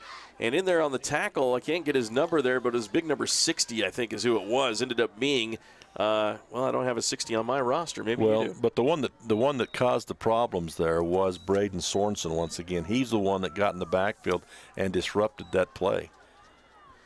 So 3rd down and 4. There's the snap to Brooks Myers. He's going to take it himself, and he's going to get tackled. Gabe Myers tackled both Austin Burriston with one hand and Cale Myers with the other and made sure he made the stop. Total confusion there on who was supposed to get the ball, to the point that the running back and the quarterback kind of stopped and looked at each other, and you're right. Then the linebacker for North Sevier grabbed them both and took them down. So 4th down for the Eagles. Punting situation. Wyatt Alcala will drop back. Like you said, that was confusion. I think there was so much penetration and the end had stayed home that Brooks Myers didn't know who to give it to. Keep it or hand it off. There's the kick away by Alcala, end over end. Going to bounce at the 39-yard line of North Sevier, and then touched up there by the Eagles. Braxton Brewer, the 5'10", 145-pound junior. And the North Sevier Wolves a drive away from tying this game. Really a fortuitous bounce for North Sevier. That end over end usually gets a pretty good roll, but in this case it hit and stopped dead at the 35-yard line. I bet Wyatt wishes he could do that more often when he wanted to inside the 20. Yeah, that's a great pun if you're inside the 20. Well, we appreciate you joining us here on the Mid-Utah Radio Sports Network, Centricom Channel 10. We'll be looking for our Fillmore City player of the game for the Eagles. Utah's first state capital wishes all teams good luck. Especially proud to cheer on the mighty Eagles, historic Fillmore City. Right now, the North Sevier Wolves in the shotgun as Marshall Okerlund passes out near side, going to be caught at the 36-yard line, right along the numbers, and then quickly tackled and stopped there as that pass was complete to Chase Rasmussen, the senior.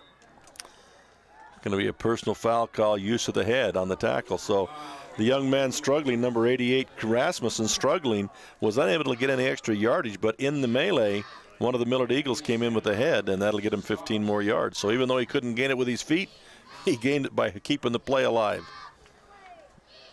So that'll give them another 15 yards onto that catch. North Sevier really has turned things around here after that second touchdown by Millard. You might have expected them to kind of cave up, but they've really come back with the offensive push to score, the defensive stand that they've made. They've really come to life. That they have, and here we go. The Wolves now, 1st down and 10. They have the ball at the 48-yard line of the Millard Eagles. Here on the near hash, going from left to right on your TV screen. 3 wide receivers far side. Marshall Okerlund throws to one of them, incomplete. Was intended for Cody Christensen, but good defense there by the Eagles secondary. That may have been Jaden Cranny. That was Jaden Cranny. He really played that well, as he, you know, people want to scream for, I think, pass interference there, but he came across the back and played that across the top of the man with the trailing hand there for the tackle. You can't coach it any better than he played that one right there. So that'll bring up a 2nd down and 10 for North Sevier. Cody Christensen out to the far side with another wide receiver. One wide out to the near side for North Sevier. I think you got Mickelson out there. Now 3 wide receiver. We got movement already, but no flag. I guess they're going to say he can reset. Yeah. There's the pitch out to the far side, and Wilcox going to try to cut up field. That may be Riley Ogden. He gets to the 40-yard line. Wow. Gets to the 39 of Millard, right along the hash marks on the far side, and close to a 1st down. How did he get through those 2 defenders? I mean, he just all of a sudden just kind of slid between them. But your comment, he can, because he was not on the line of scrimmage. So even though he moved, he can reset. because he was off the line of scrimmage to begin with. And he reset. The quarterback smartly waited for that. The one counts is all he needed, and then you can still run the play. That was Riley Ogden on the carry for North Sevier fans. Here we go for the Wolves as they have the ball. It's 3rd down and short. Gabe Wilcox in there now, just to the right of the quarterback, Marshall Okerlund. They're going to take a timeout. Devin Lindley didn't like what he saw on that play. Yeah, there was a lot of confusion, and he wisely called timeout. Well, this is an important drive, you know, where you have a game with 2 good defenses. You don't want to squander opportunities to score, especially on the game-tying score that can come and haunt you later in the game. They still have 3:48 left in the first half. They trail 14-7, and as you said earlier, Dennis, very astutely, they're moving the ball well. Good play calling by Devin Lindley against the Eagles. Yeah, they really turned that around. I think that's why the timeout had to be called there. This is a crucial 3rd down and short, and you don't want to go to 4th down and short. You need to get the first here if at all possible, because you're kind of in no man's land there. And so he wisely called that timeout and get it cleared up to make sure you get the first is what you hope. This could be a Mason Diesel Services key play of the game for the North Sevier Wolves. Mason Diesel Services of Aurora, 529-7477. Eagles defense comes back out. It's a 3rd and short here. You definitely want to get this. You don't want a big play blown up for a sack or snap over the head of the quarterback. Yeah. And they're going to put 2 backs in the backfield now, kind of go to a tighter formation with a little bit more power component to it. The officials continue to kind of hold the game up as some of their administrative duties, they're taking a little bit extra time. In fact, several times North Sevier's had to sit and wait for them. Under center, no, check that. Marshall Okerlund back in the gun. Offset eye to the left. There's a high snap. We talked about that. Hand off to Gabe Wilcox. Goes left side. It's going to be very close. I believe he may have gotten it. And you're right, the high snap disrupted things badly, but I think he still was able to get off to that far side and get the first down. Just got it down in time to Wilcox, so he didn't have to wait for it too long, and then gets forward to about the 38-yard line. They're going to call him at the 37, so he got it easily. Yeah. So 1st down and 10 for the North Sevier Wolves, keeping the drive going with 3:28 left here in the first half, trailing 14-7 as we glance at our Barrett's Foodtown scoreboard. Dwayne's Foodtown looking for a sub of the game for the Eagles. They could use a defensive stop here. Caring about the community and schools for decades, Dwayne's Foodtown. Okerlund is back to throw. He's going to chuck one far sideline deep. Looking, it's going to be picked off. We just talked about a play of the game there, and it's going to be returned by number 2, Jaden Cranny. Boy, Cranny's had a huge game. That's the 2nd pick of the game for the Eagle defense. Yeah, they went back to a play that worked for them earlier. In that play, the receiver ran right past Cranny, and Cranny was chasing the play. But this time, the receiver never got beyond Cranny. He was all deep back there, and the pass was thrown out there to where only Cranny could have caught that ball because he was the deep player on that one. The receiver never got past him. And we talked about big plays in this football game, and that's when you have to chalk up to later in the game. The Wolves driving with 3 minutes left, looking for the game-tying score, and then a big defensive play. And I'm unsure why you go for all the gusto there. The way they had things moving, they could have kept working it. Brooks Myers back to throw. He's going to throw a wobbly pass out, and this is going to be picked off right back by the North Sevier Wolves at the 49-yard line. Coming up, Riley Ogden with the pick. And this is the kind of thing, there's a penalty flag down, but these are the kind of things I was talking about beforehand, and it's a holding against Millard, so that'll be declined, and North Sevier will keep it. But in both of those last 2 cases, the quarterback's locked onto a receiver and threw it regardless of the defense, and you can't do that. You've got to continue to read it. In both cases, they locked on. They threw the ball, even though the defense was in the best position. So the North Sevier Wolves get another pick there. This, of course, is the interception by... You got the offense of North Sevier standing down here waiting to take the ball over, and the officials at the other end are walking off the penalty. Wow. Do they know the ball has been intercepted? That is the question. They don't. I don't believe. Okay, now they'll decide it's declined. The holding penalty is declined now. They'll quit walking it off, and they'll bring the ball back to midfield somewhere for the first down for North Sevier. They didn't even know it had been intercepted down here. So we'll call this our Rhodes Pumps timeout. If it has to do with pumps or irrigation systems, check first with a company with the latest training. Call Rhodes Pumps 435-743-6277. You know, Darren Rhodes probably has the latest training for these officials, too, if they want to get this game in hand. I'm sure he could tell them a thing or two. Yeah. Oh, Darren, long time at Rhodes Pumps, of course, running that business, and has done a fine job over the years. And, of course, the Eagles will be on defense here. Back-to-back picks, one thrown by the North Sevier Wolves, Marshall Okerlund, and then Brooks Myers returns the favor with one at the 50-yard line. And I don't want people to think we're picking on the officials for making bad calls. I think they're making the right calls. But right now, the coordination between them is a little bit off. I don't know if they work together a lot or not, but the coordination is off. Well, you mentioned it was the administration part of the game, not the calling. There's the pitch out to Gabe Wilcox, far sideline, cuts upfield, runs along the sideline, gets up to about the 43 of the Eagles. They're going to say he stepped out of bounds, though, at about the 45. Yeah, he kept running. The tackler stayed with him, but he went out of bounds at about the 46-yard line. As we watch our Centricom Channel 10 instant replay as that run is on the far sideline. We appreciate the camera work by Levi Naylor from Centricom Channel 10, giving us the instant replays and the camera work there. And this is going to be a second down and about 6.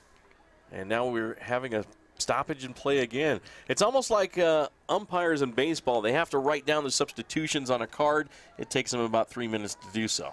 In this case, the umpires, the referee is not even involved. Now he comes over to see what's going on, but it was the back judge and the side judge who are having a confab, and now the referee has stepped into it to find out what's going on.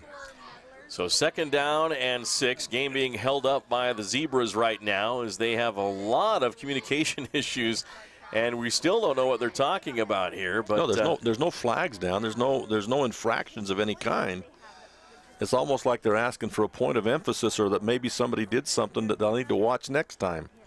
And we're still waiting. But this just kind of disrupts the flow of the football game, whether you're the offense of North Sevier or the defense trying to get in a rhythm. I think especially the offense. North Sevier's had they've had the motion going, they've had the flow going, and this stops them and allows Millard to catch a breath and slows North Sevier down. This late in the season, the officiating crew shouldn't have these problems. There's a high snap to Okerlund, throws to the far side. It's going to be caught along the sideline, getting upfield close to the first down as he's tackled on the play. Is the wide receiver, Cale Myers, may have made the tackle. That play's been really good to them right there. That little flare out by number 88, Chase Rasmussen, the little down and out, about a 5-yard out, and then turn it upfield, get a few more yards out of it. They've run that probably 4 times, and it's been very successful every time. So a first down and 10 for the North Sevier Wolves as time is ticking here. 2:41 left in the second quarter. And North Sevier taking their time here. Well, probably taking the lead from the officiating crew taking the time, but we've got the Wolves coming up to the line now, right on the far hash, going from left to right. 2 wide receivers on the near side. One of those in the slot is going to be Taylor Crane. There's the snap. Throwing out. It's going to be far side catch. And out of bounds. That wasn't Taylor Crane, of course. That was going to be Burke Mickelson, as Taylor's got his ACL just operated on today. Well, they've got some miracles in medicine. I thought maybe he'd gotten back in time.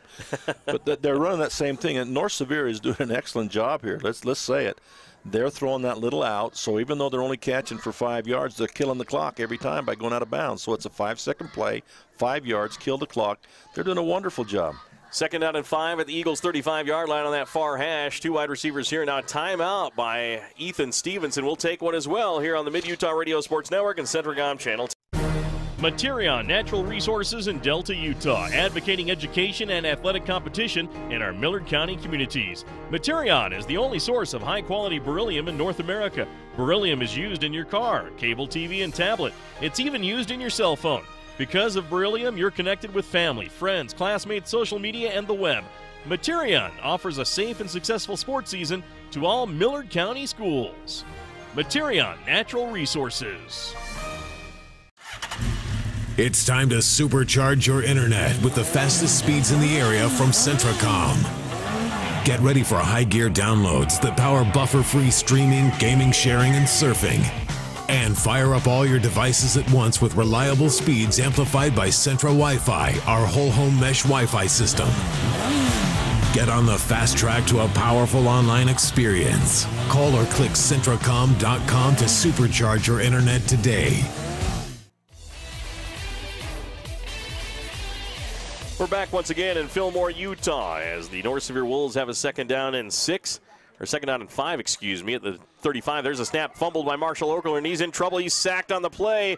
The Eagles bring him down. Tice Davies was in there helping out on the sack, but boy, a miscue on the snap. I don't think it was a bad snap. I think he just fumbled it. He looked up as the ball hit him in the hands. He looked up, and he's got a, if you watch him, he likes to catch it and spin it in his hands to get the strings instead of just, he spins it nearly every time. And that time he looked up as the ball hit his hands and tried to spin it, and it just dropped to the ground. And that's going to bring up a critical 3rd down and 14 for the North Sevier Wolves. And the time is ticking after that snap and sack. Preserving the clock with those quick 5-yard outs and on the sideline has now come back with a sack as time continues to tick off the clock. 1:55. And now the Eagles defense looking to make a stop here. Probably 4-down territory for the Wolves, though. Well, you don't want to do something like that here, so they're going to be a little more conservative here, it looks like. Now back to pass. Okerlund sacked again, brought down by Austin Burriston for a sack back at the 45-yard line, and now it will be a punting situation for the North Sevier Wolves. That's kind of why I thought maybe they're letting the clock run like they'd given up on the idea of a touchdown. But they'll let as much time click off here as they possibly can, I would think. And now they'll Millard put it away. will call a timeout. So Millard will save time on the clock as Ethan Stevenson has an idea of trying to get some scores here. But a big sack on the play by Austin Burriston. And right now we're going to take a quick break on this timeout on the Mid-Utah Radio Sports Network and Centricom Channel 10. Are you ready? Are you ready to save? Got my ride at Carwise, and another great deal, and another great deal, another great deal is there. Hey, we're gonna get you approved, come on in today. Got my ride at Carwise, they can get you approved, and another great deal. Got my ride at Carwise. Are you ready? Are you ready to save? Come on in today. CarWiseUtah.com. 14-7, the Millard Eagles lead the North Sevier Wolves here in the state playoff game here in Fillmore. And right now, the North Sevier offense forced a punt after the Eagles' defense has come alive. Back-to-back sacks, Dennis. And that came at a key time as the Wolves were driving for the tying score. Yeah, North Sevier was in great shape there until that little fumble with the sack and then the straight sack. So it's going to be a punting situation for the Wolves back at their 34-yard line. Waiting for the snap is the punter. There it is. And the boot is a line drive, kind of an ugly kick. It's going to bounce at the 20-yard line, and it's going to roll out of bounds. They don't want Cale Myers with a chance to return that. But North Sevier gives up the ball, and now the Millard Eagles will have 1:11 to work with as they have to try to go about 83 yards for a touchdown. Or with the leg of Wyatt Alcala, maybe a field goal. Well, he's got plenty of leg. So the Eagles will be running their 1-minute, 11-second offense. but again, if you're Millard here, yeah, maybe you want to take a shot at something here, but you certainly don't want to give up something quick either. You don't want to give a pick six here. You don't want to have a fumble, interception down deep here at this point in time. So you need to be careful with that. Brooks Myers in the shotgun, 1st and 10. He's going to hand that off. He's going to keep it himself. He's going to fall down, and that's going to be maybe back to the line of scrimmage, maybe a yard loss. He tried to hand that off to Burriston, and again, there was no connection, and the ball got dropped right on the field as Burriston ran away from the ball, and Myers dropped it and had to jump back on top of it. The miscommunication and not on the same page is hurting the Eagles. Myers back to pass. He rolls to his right side. Brooks looking downfield. He's going to be caught with a coverage sack right there. Great job by the North Sevier secondary. And he was knocked out of bounds by, is that number 54 on the far side? I believe number 54, and that's Cesar Bernardino on that far side. And now with a 3rd down and 13, 44 seconds left, maybe North Sevier is going to start using some timeouts. That one will run out of bounds, so this clock is stopped, but now a chance to get the ball back possibly with a few seconds. Brooks Myers back to pass in the shotgun. He's going to pump. He's going to throw one across the middle. Off the hands, incomplete. Ooh. And now that's going to leave some time for the North Sevier Wolves. 40 seconds left, and the Eagles forced a punt. Ooh, again, you wonder why. I don't know. You want to go for something, but not from your own 10-yard line. That's you may want to just go into the – should have at the time taken the knee, used up the clock, gone into the dugout. Sorry, I've been watching baseball on TV. But go into the locker room with a 7-point lead and think about it for a while rather than to go for something possible mistake. At his own goal line, Wyatt Alcala takes the snap and boots it away. It's going to be angled to the 40-yard line, takes a bounce, and no chance for a return, really, as that's going to be down to the 47-yard line by Braxton Brewer of the Millard Eagles. And North Sevier will have about 29 seconds to work with here as they will come out and try to get something going here. And Riley Ogden, again, it seems like we harp on it every week. Riley Ogden's a great returner, and he needs to step up and catch that ball in the air and get a return. Had he done that, the roll itself was about 15 yards. Had he caught it in the air, and then that's a possibility of 20, 25 yards closer to the end zone rather than let that ball drop and then watch it roll. 14-7, Millard leading the North Sevier Wolves on our Barrett's Foodtown scoreboard. Coming up, our Jones and DeMille Engineering halftime show. Champions are propelled by dedication, teamwork, commitment, vision, and a desire to do their best. Your local award-winning engineering firm, Jones and DeMille Engineering. There's the snap. Marshall Okerlund back to throw. Looks to the left side, fires, thrown, tipped, and knocked down beautifully by Alan Hernandez, the 6'3", 230-pound senior. Big Alan Hernandez. And knocked her down. Incomplete. Lucky it wasn't picked off. Could have been a pick six had another Eagle been close enough to catch that ball that was fluttering in the air after the tip by Hernandez. Right now it's going to be 2nd and 10 at the 47-yard line of North Sevier with 25 seconds left. And you did have Monroe out there with a chance to pick it up, but he and the receiver, Rasmussen, collided and went down in a heap, so Monroe didn't have a chance to get to the ball. Between the hash marks, 2nd down and 10 for North Sevier. Marshall Okerlund with 3 wide receivers far side, 1 to the near side. He's going to play action, throws it out to the far side. It's going to be caught by Burke Mickles and quickly tackles. The Eagles have this read nicely. Jaden Cranny, who's been, at least in my mind, the player of the game defensively for the Eagles, makes the tackle. Made a number of great plays defensively. Jaden Cranny doing a super job. Had an interception down near the goal line to prevent a touchdown to tie the game. I was going to say, if North Sevier's smart now, they let this thing run out and we start over next because they will get the ball back first in the second half. That'll end the first half of play as time expires. Go ahead, Dennis. Excuse me, I'm wrong. Millard will get the ball first. 14-7 our score. The Millard Eagles lead the North Sevier Wolves here at halftime. We'll take a break here on the Mid-Utah Radio Sports Network, Centricom Channel 10. We'll have our Jones and DeMille Engineering halftime show coming up next. Dale Whitlock of Security Insurance is the type of agent that makes a difference by offering United Insurance. Based in Utah, United Underwriters Insurance understands the risks, weather, and conditions that you experience. Call Security Insurance 435-623-2590. The trail is calling. Every turn, hill, and fallen log is screaming your name. And you're ready because you have the right type of power and agility to answer the call. Garrett Honda, 563 North Main in Nephi. Our family is serving your family for over 50 years. The Intermountain Power Service Corporation is proud to bring you this presentation. IPSC is a community-minded company that contributes to our local schools, community organizations, and economy. The Intermountain Power Project consistently ranks among the best of America's coal-based power plants in reliability, cost-effectiveness, and environmental responsibility. Intermountain Power Service Corporation strives for perfection and is honored to be actively involved with Delta, Millard, and Juab High Schools. Looking for an affordable education? Come check out Snow College. Snow has the lowest cost tuition and housing in Utah. In fact, you can live in student housing for less than staying in your parents' basement and attending a university. At Snow College, it's all about you, where you get an individualized education and one-on-one time with your professors in very small classes, even as freshmen taking general eds. Come check out Snow College and see why it's one of the best two-year schools in the nation at snow.edu.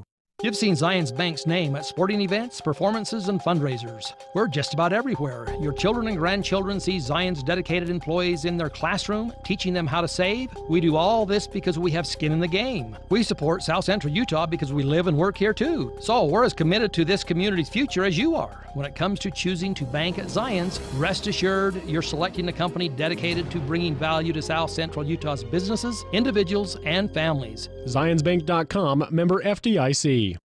I'm Dr. Chris Karish, orthopedic surgeon with a subspecialty in sports medicine. Central Valley Medical Center has state-of-the-art operating rooms and the latest orthopedic equipment to provide me with the tools to perform safe and minimally invasive procedures. I've had the opportunity to treat athletes from my own sons to the NFL. I provide a wide variety of treatments to get you back on your feet and enjoying your life. Come see us here at Central Valley Medical Center, where we can treat you as a friend and not a medical record number.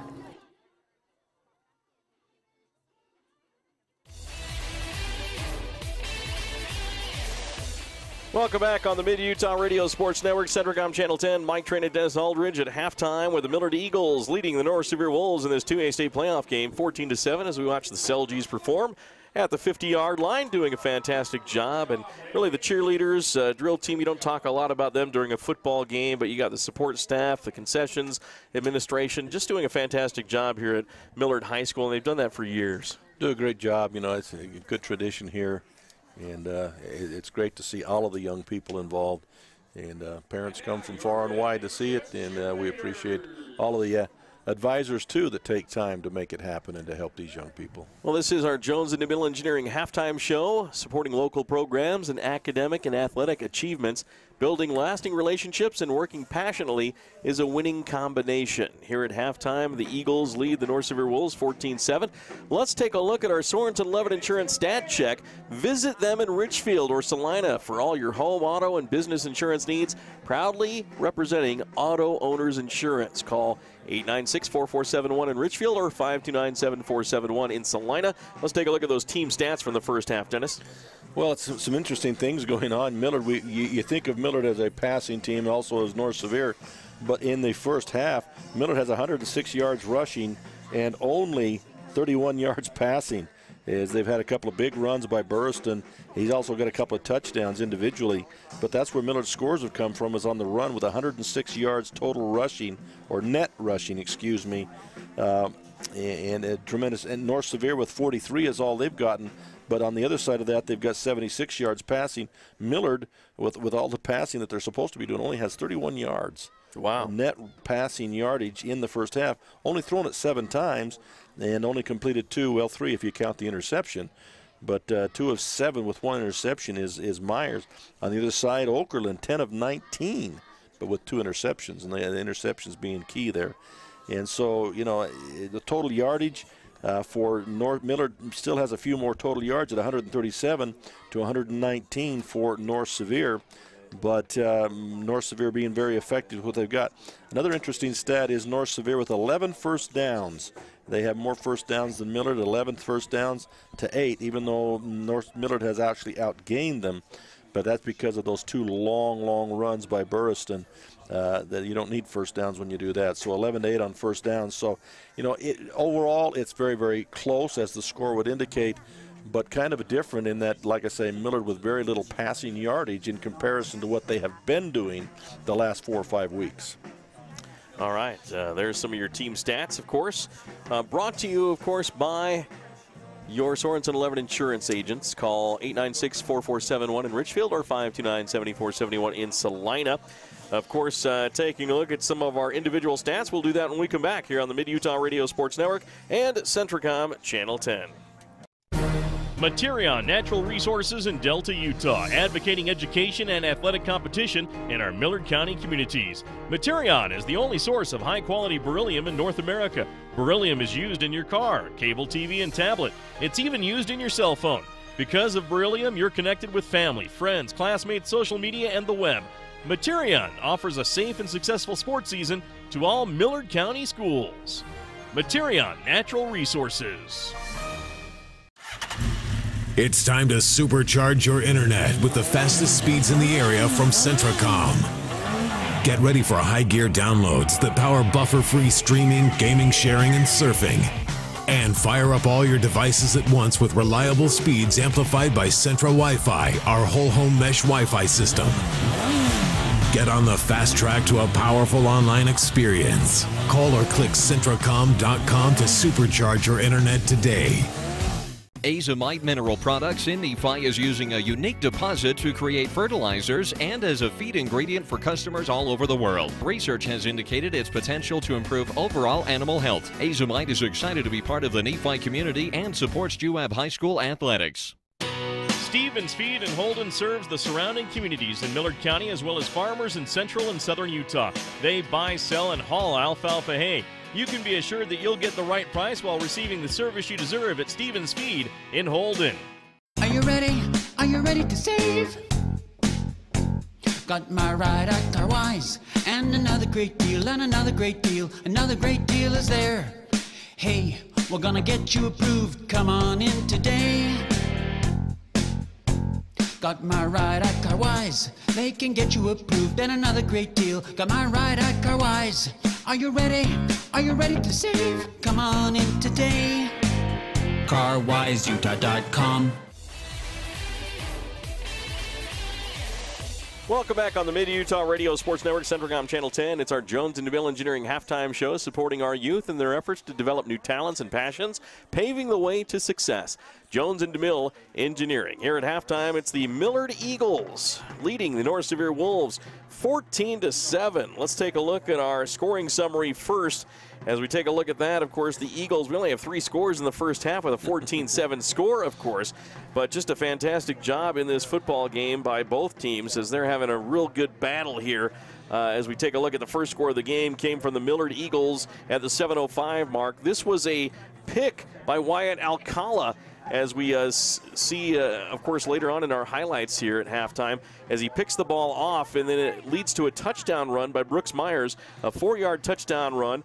Wyatt Alcala kick was good. That was an 8-play, 62-yard drive that took 2 minutes, 13 seconds for a 7-0 lead, Dennis. It was a great turnover. The turnover really hurt North Sevier because what we didn't mention is North Sevier had a tremendous offensive drive going before that pick.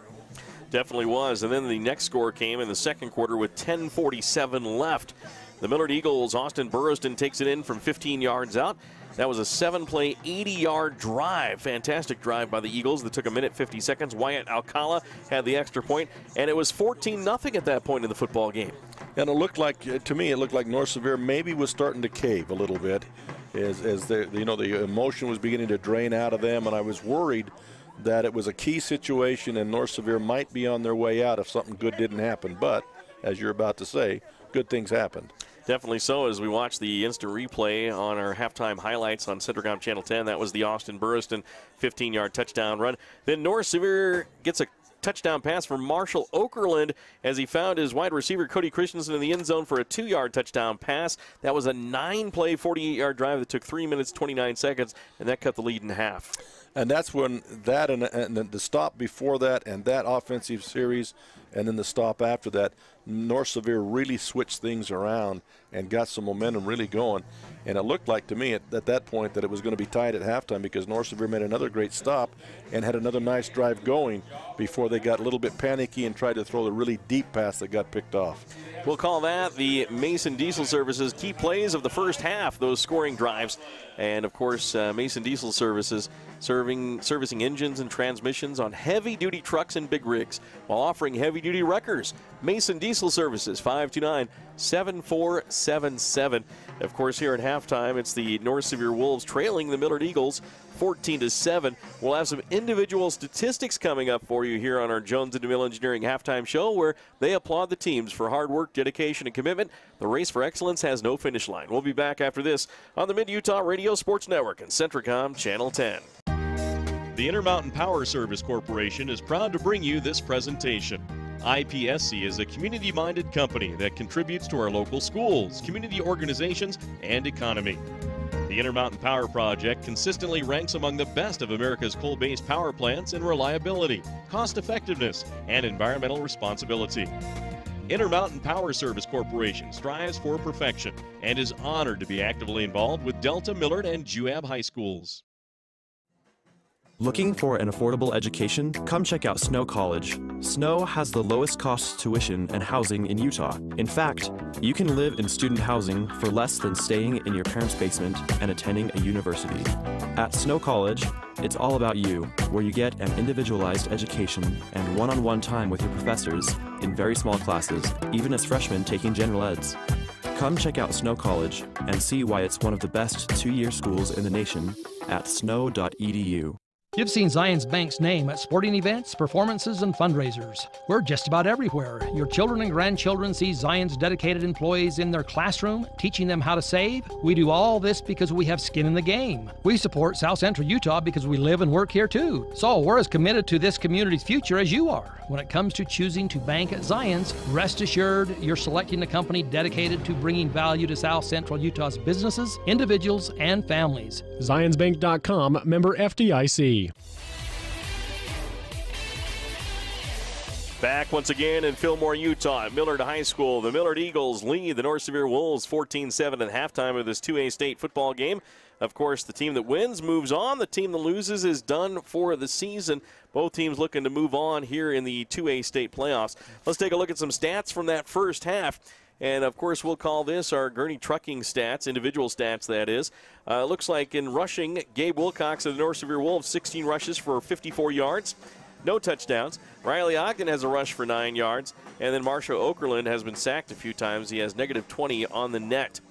Passing, Marshall Okerlund, 10 of 19 for 76 yards and a touchdown. He also has 2 interceptions, and he's been sacked twice. Burke Mickelson in the receiving department, 4 catches for 24 yards. It's Cody Christensen, 2 catches for 13 yards and a touchdown. Chase Rasmussen, 2 catches for 13 yards. Riley Ogden, a catch for 14 yards, and Gabe Wilcox, a catch for 12 yards. And punting, Cesar Bernardino, 3 punts for 112 yards, averaging 37 yards per kick. Also, as we take a look at the Millard Eagles in the rushing department, Austin Burriston, 10 rushes for 86 yards and a touchdown. Brooks Myers, 10 rushes for 20 yards and a touchdown. Brooks Myers is 2 for 7 for 31 yards, no touchdowns. He's been sacked 3 times and thrown a pick. Receiving, Austin Burriston, a catch for 19 yards, and Sam Marshall, a catch for 12 yards. Wyatt Alcala has punted twice for an average of 34 yards per punt. And, of course, in the return department, Cale Myers, 1 return for 20 yards. For the Wolves, Riley Ogden's had a return for 16 yards and a return for 28 yards in the football game. And that's your stats, brought to you by Gurney Trucking on the individual stats. Now hiring with dedicated routes and lanes open to Denver and Los Angeles. Join the Gurney Trucking family and get competitive rates and benefits. Call 435-529-3831. And while we're on the subject of Gurney Trucking, what are the keys to the second half for both teams, Dennis? Again, North Sevier, I think right now defense is kind of our ruling the day. Even though there's been some nice drives by both offenses, defenses are doing a good job bending but not breaking. There's 21 points on the board, but still there could have been a whole lot more for both of these teams. I think North Sevier needs to stick with the underneath passing game, the occasional run, mixing that in, and they're doing a nice job of that. The only time they got in trouble, the one misread, but the other one was the panic pass where they tried to go way deep. You don't need that. They're doing a really good job with that underneath passing game, that little down and out, and then the one across the middle, a little slant in the middle is excellent for them. They need to stick with that. And for Millard, they've got to find their passing game. Right now, they don't have one. Definitely, and it's not opening up the run as North Sevier later in that second quarter started stopping the run, of course, with Austin Burriston. Right now, it's not even a threat to them. That passing game is not even a threat right now to the Millard Eagles. Well, special thanks to Snow College, Stevens Feed, and Azomite, Garrett Honda and Security Insurance, Materion Natural Resources, Centricom Channel 10, Zions Bank, Intermountain Power Service Corporation, Central Valley Medical Center, and Carwise Auto Sales, our regional sponsors. And that wraps up our Jones and DeMille Engineering halftime show. From first downs to touchdowns, the Jones and DeMille Engineering team is here to help you tackle the toughest infrastructure issues. And, of course, the second half will be the kickoff from North Sevier to the Millard Eagles, who lead 14-7. On the near side, Jaden Cranny. On the far side is Cale Myers. And ready for the kickoff is Cody Christensen, going from right to left to kick it off from the 40-yard line. 15 minutes on the clock. 15? That's what it says. Well, yeah. Well, I think they'll probably fix that. I think Blake thinks we're playing college football. That's what it is. There's the kickoff. A short kick is going to roll out of bounds. Looked like it may have been touched by one of the Eagles, so they will not throw the flag. Over there for that was Jed DeGraffenried. And, of course, that'll be out of bounds. And the Eagles will have pretty good field position as it did go out of bounds. But, of course, we'll have the Eagles with a chance here. As you mentioned, they have to have the pass game working here. And I think what happened is we analyzed that. You know, the reason the run worked so well is North Sevier was trying so hard to take the pass away that they'd spread things out and left the middle wide open. And then the running back was able to get into that middle and have a heyday down in there. Now, North Sevier has adjusted their defense so they've got more people back in the middle. That pass needs to happen now. 1st and 10 for the Eagles. In the shotgun is going to be Brooks Myers. Hands it off to Burst, and he's stopped, slowed up, and then Gabe Wilcox comes up and finishes him off on the tackle. I think in the backfield it may have been number 53, or was it 52 Sorensen? again. Sorensen, who is having a heyday out there, disrupting everything. He's playing linebacker, but he's coming in the backfield and making mincemeat in the backfield. So that is a 2-yard pickup, maybe 3 for a 2nd down and 7 for the Millard Eagles. In the shotgun is Brooks Myers, 3 wide receivers near side, 1 on the far side. Back to throw. He pumps. He steps up. He's going to run it up the middle. He's going to get a couple yards, and then he's going to get stopped at about the 42-yard line, shy of the 1st down by about 3 yards. And that right there is why there's not a whole lot of passing attempts by the Millard Eagles. They look for the pass, but there's such good coverage by North Sevier in the secondary and penetration by that defensive line of North Sevier that Myers just has to run it. Jade Gibb, the junior, at 6'5", made the tackle for the North Sevier Wolves. There's a pass by Brooks Myers thrown, and that's going to be caught for the 1st down. Sam Marshall makes the catch along the far numbers at the 47-yard line, or was it incomplete? I think they called it complete. It is complete. Yeah, he was down on his knees when he caught that. But again, they didn't look for the deep pattern. They took a play out of North Sevier's book. They went to the little short pattern, the little 7-yard pattern, whether it's an out, the curl, or the slant, and they went to that rather than the long pass. Brooks Myers in the gun. And now 2 wide receivers near side. Make it 3 as Cale Myers is out here with Tice Davies and Hayes Monroe. You know, the Eagles have not utilized Tice Davies in his height yet in this football game. Haven't even attempted yet. There's the handoff going to Austin Burston. Squirts to the outside. He gets tripped up. He gets some good yardage, stays on his feet, and gets to about the 46 of North Sevier. But the Eagles were fortunate there. The Wolves had a couple opportunities to get him for a loss. Yeah, hit first by Cesar Bernardino again in the backfield, but he did keep his feet agile enough to keep his feet and forge forward, falling forward all the way to that pickup of 8. 2nd down and 2 for Millard. They're going to place the ball all the way to the 45-yard line, a very nice spot with 10:08 left here in the 3rd quarter. 14-7 our score, Eagles on top. 3 wide receivers far side. Myers is back to throw again. He throws it over the near side looking for Tice Davies. He must have been listening to us up here. That's going to go incomplete. Fantastic coverage on the play by Braden Johnson. In fact, to the point that he actually forced Davies out of bounds. So even if he could have got the ball, it would have been illegal because he forced Davies down the sideline to the point that Davies went out of bounds. That's good defense. And the Wolves have been playing fantastic in the secondary. That's really what's given them the chance in this game. Yeah. They trail by 7 right now, looking for the upset on the road against the Millard Eagles. The Eagles, though, with Sam Marshall out wide to the left, Hayes Monroe and Cale Myers to the far side as well. In motion comes Monroe. There's the handoff to Burriston. Burriston gets to the 41-yard line, picks up the Eagles' 1st down. Another Floel Electric 1st down. And on the tackle once again is Sorensen, 52. Is there 4 or 5 of him out there, or is it just him alone? Because he's all over the field. Interesting matchup, too. I was noticing that last time, and I wondered where Myers is at. Well, he's locked up. They've got Mickelson locked up on him man-to-man everywhere he goes. There's the snap. Myers is going to hand it off to Burriston again. Burriston's going to head up the middle. He's going to get bottled up nicely, and again, you called it another tackle in the middle of the line there by Sorensen again. But he had some help that time by big number 70, I believe, or 73. Braden Nilsson, also, But no matter where it goes, 52 Sorensen's on it. And he was fighting off a blocker, too, when he helped make that tackle. The Eagles now, there's the 2nd and 8 option. Pitch out to the far side. Burriston gets to the corner. He breaks through. He's to the 30-yard line, 25-yard line. Flag on the play and down to the 10-yard line for a 1st and goal. But this one may be coming back on a hold that probably never would have counted for the play in the first place. Yeah, it's coming back. I mean, he was already past the defender there when that hold was made. He was nowhere in the vicinity. So a tough break there. As, the Eagles would have had a 1st and goal at the 7-yard line. And that'll march them back. Well, there's 2 flags down. Hold on here. There was one on the sideline, and that's the one I was watching was on the sideline, and I thought, there was a problem. I didn't think it had been called, but it has.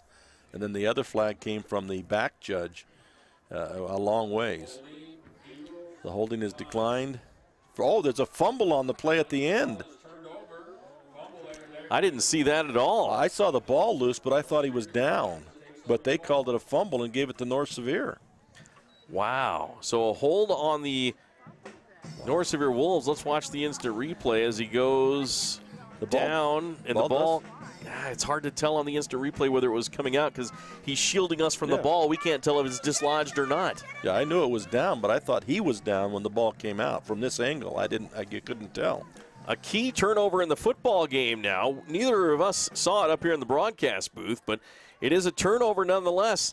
And the North Sevier Wolves stop the drive of the Millard Eagles, and here's the first down play, and there's the run to the far side. Gabe Wilcox, boy, he powers his way to the first down.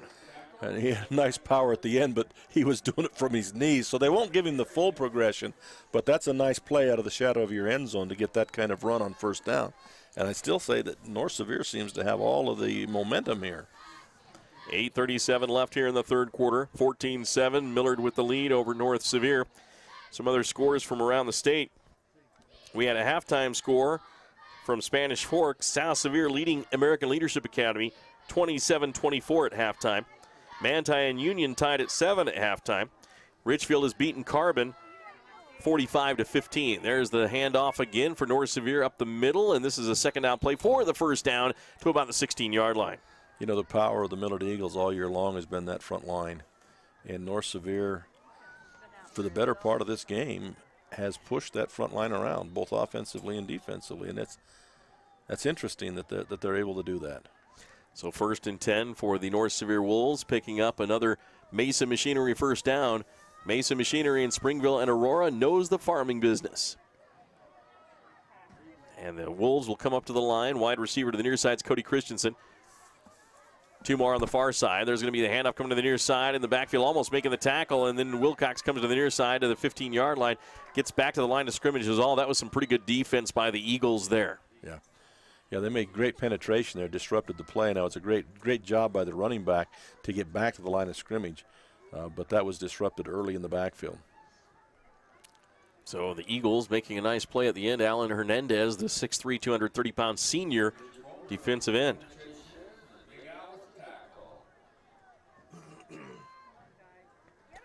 So the North Sevier Wolves in the gun is Marshall Okerlund, throws to the far side, and that ball takes a dive and hit as the ball gets there again. A fantastic timing. Was that Cale Myers or was that Cranny again? I think it's Cranny again. Wow. That outside that corner. Because that was a catch, but he hit him at the right spot, the right time, popped that ball loose.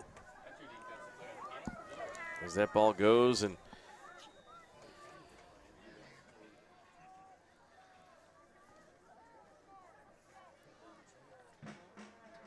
so ready to go.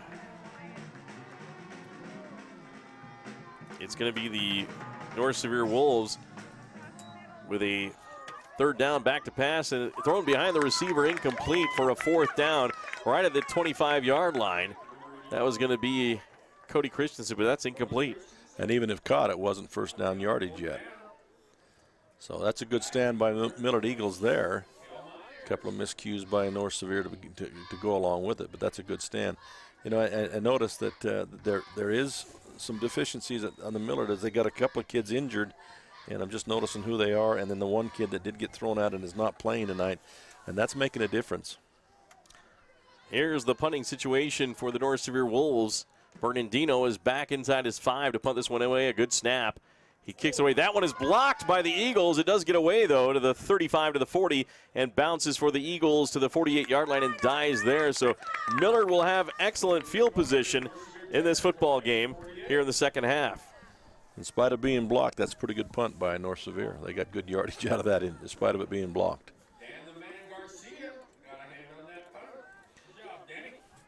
And we appreciate the PA announcer. Dan Garcia did get a hand on that, right?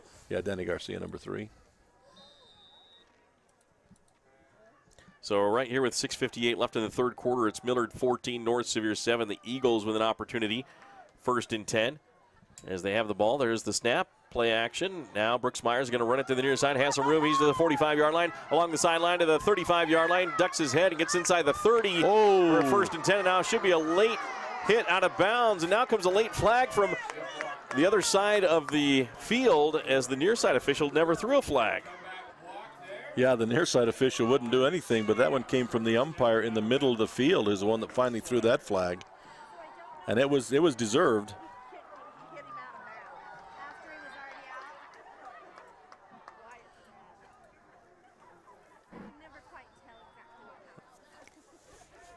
Personal foul by North Sevier. And that young man's played a good game. You wonder why he came in and made that hit there at that point in time when it was obviously out of bounds.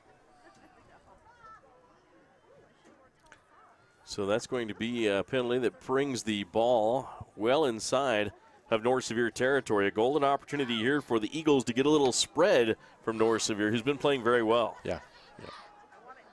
This could be a key drive for Millard if they can push this one in. And now they're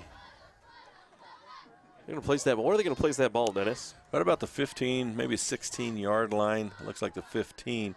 Still a lot of discussion going on between both teams and the coaches. And part of the on the sideline when that was all going on, the side judge did not throw the penalty flag. Now they're going to move it to the 13 or the 12-yard line. He was having a discussion with the coach. The coach was trying to stop everything, and the official was on the case of the coach instead of throwing the flag. So here we go with Brooks Myers in the gun. Takes the snap, hands it off to Burriston, squirts free. He's at 15 to the 5, 10, 5, goal line touchdown. Wow, great job. Capitalize immediately on a mistake and a bit of a downer for North Sevier. They got their heads down because of that sideline play and the penalty, and Millard immediately struck and got her done. North Sevier just did not have time to get their heads up after that catastrophe on the sidelines, and Millard caught them sleeping.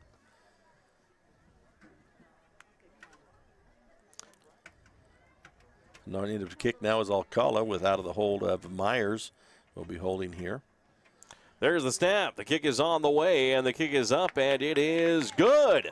And the Millard Eagles now have taken a 21-7 lead over the North Sevier Wolves with 6:42 left here in the third quarter of play. We'll be back on the Mid-Utah Radio Sports Network and Centricom Channel 10.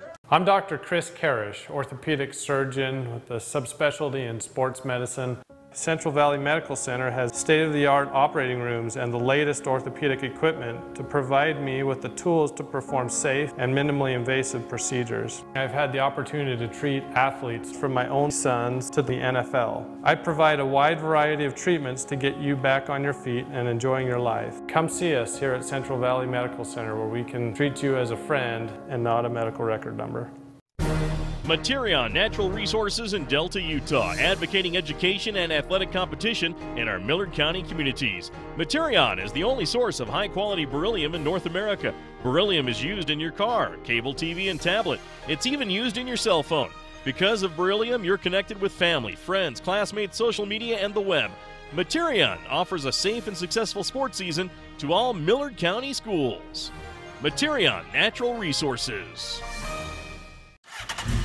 It's time to supercharge your internet with the... And welcome back on the Mid-Utah Radio Sports Network, Centricom Channel 10. There's the kickoff, and we have whistles, and this will be coming back, maybe some offsides on the Millard Eagles. Yeah, procedure against Millard Eagles, it'll come back 5 yards. That was a dandy kick, too, deep down to about the 5-yard line by Alcala. So they'll march back and do it again. So the North Sevier Wolves have gone down to the Millard Eagles 21-7 here in the third quarter. Still not totally out of the game, but that kind of really hurts for North Sevier as they were in the game the whole time. Had a couple of drives where they could have tied the game. Yeah. And you saw a lot of emotion disappear out of them on that touchdown by Millard. It just kind of sunk. Fielded at the 8-yard line, being brought back to the 15 along the center of the field now, and then hit at about the 18-yard line and stopped is the return man as host of Eagles take them down, but then flags fly in all over the place. Yeah, there might have been a little bit too much there at the end by the Millard Eagles. They had him definitely stopped, and they just kept piling on that situation.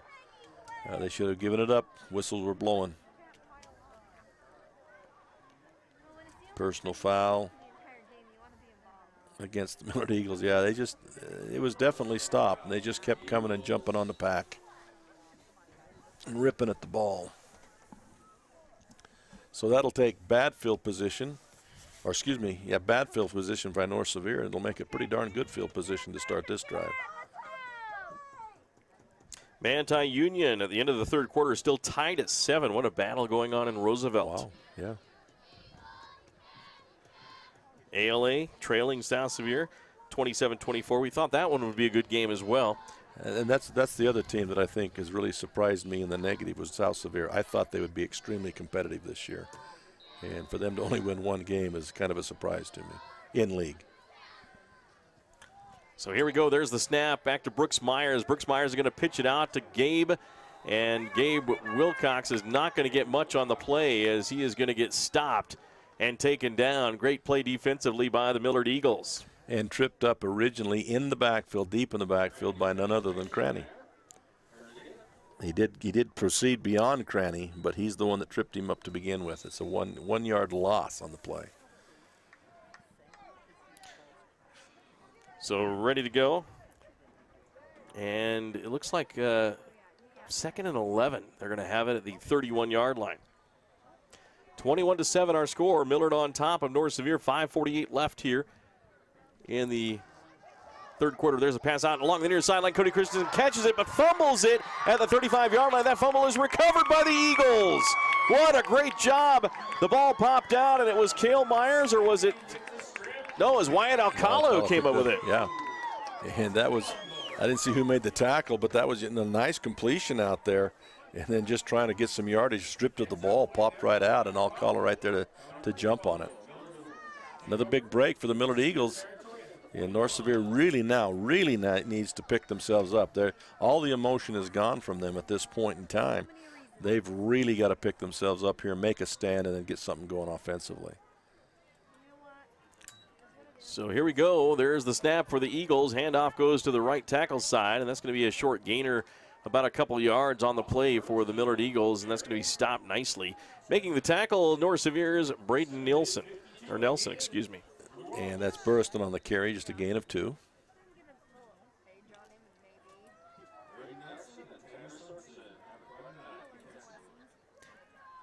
And now here's the other play. There's a snap. There's a pass down the far side. It's going to be almost caught. Does he make the catch? No, it is off his hands on the far sideline of the 10-yard line. Intended on that far side for Tice Davies. That could have been offensive pass interference as he shoved up. He couldn't get his hands up because he was pushing the defender away. Yeah, that could have been called for offensive pass interference there, but just not able to get his hands up in time to get that ball. So that'll bring up a 3rd down and 9 to go for the Eagles. There's the snap. Handoff goes to Burriston up the middle. Oh, he pulls it out and then gets tackled on the play. Probably should have given it to Austin there. A bit of a misread there. But even at that, big number 70 was in that backfield once again, Braden Nelson. So he would have had Burriston, and then they had nowhere to go with that. Now they're contemplating the 4th down. They're contemplating going for it. So 4th down for the Eagles. North Sevier still in this football game. They're down by 2 scores with 4:43 left in the third quarter. But if they get the ball back and march it down and score, this is a 1-touchdown game. Back to pass Brooks Myers on 4th down and 9, throws it out, overshoots his receiver, incomplete, intended for Sam Marshall. Went up at the 1st down marker, sticks, but we have a flag in the backfield, a hold on the Millard Eagles, but that's going to be declined by North Sevier. They're going to take the ball. And this was a strategic move here.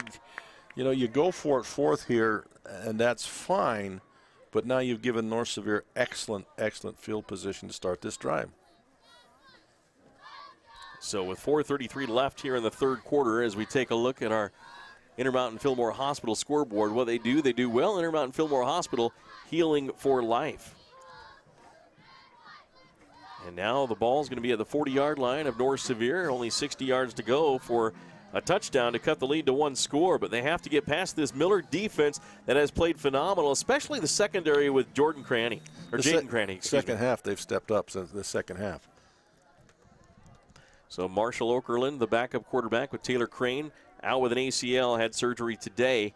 Team wishes him the best. There's the snap, play action to Gabe Wilcox, throws out to the far side and overshoots a receiver. Almost a nice one-handed catch by Chase Rasmussen, but it falls incomplete. And if it hadn't been thrown where it would have been a pick 6 because Alcala was sitting right there. In fact, he was inside the receiver. and they threw it over Alcala's head, but it was just too big for Rasmussen. That'll bring up a 2nd down and 10 for the North Sevier Wolves. And they take their time to come up to the line. Cody Christensen and Burke Mickelson to the near side as wide receivers. 2 more on the far side. In the shotgun with the back to his right is Marshall Okerlund. Rolls to his right on the snap. Looking downfield, throws across the middle. Nice dart. Mickelson makes the catch for the 1st down at the 50-yard line, and then he's pasted by Wyatt Alcala. Good catch under pressure there by Mickelson, the big kid, and a nice play. And you're starting to see North Sevier going back to a little bit of what was working in the first half, which was rolling the pocket and getting the quarterback out and then bringing the trail receiver across the middle. So 1st and 10, another 1st down for the North Sevier Wolves. Mesa Machinery 1st down. They're trying to get to that Parks House end zone. They've only been there once. They want to get there again. There's the snap. Fire to the far side, a little too high, intended for his wide receiver along the sideline of that North Sevier sideline. Incomplete. Okerlund's been a little high on a couple of his passes. He has. He's missing his receivers tall. The one like we talked about, it's a good thing he did because Alcala was standing there. But that time he just overthrew the receiver. They're not all Burke Mickelson. Would have had a nice 3-yard pickup had that ball been down a little bit, which now they're facing a 2nd down and 10. Far hash at the 49-yard line for the Wolves. Trailing the Eagles 21-7 here in Fillmore, Utah. Marshall Okerlund looking over the defense, looks to the sideline in the shotgun with 4 wide receivers, takes the snap. He's going to fire one near sideline. It's going to be Cody Christensen going up. That one's going to be picked off, intercepted by Sam Marshall, and that is another pick for the Eagles. Underthrowing the receiver again, really, just underthrew it.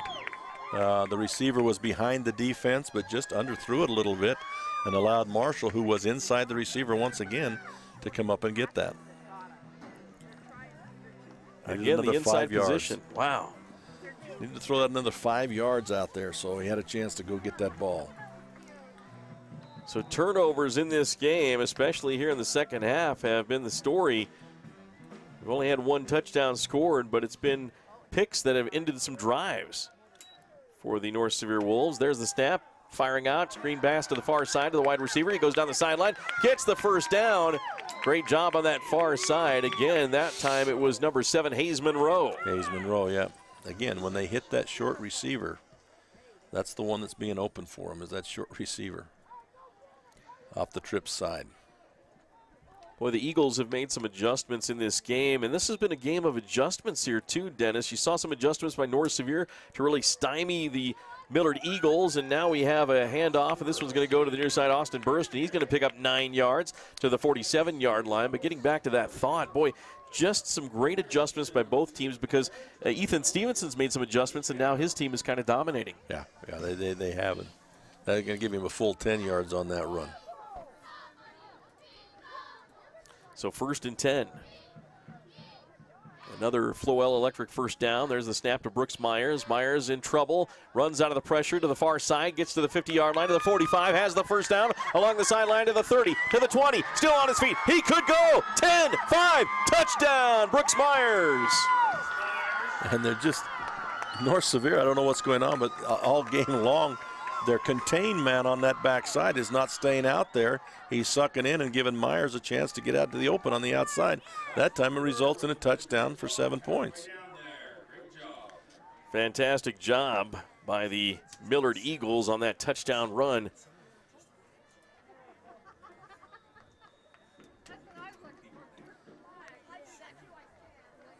And that is a great job by Myers. And now the extra point try.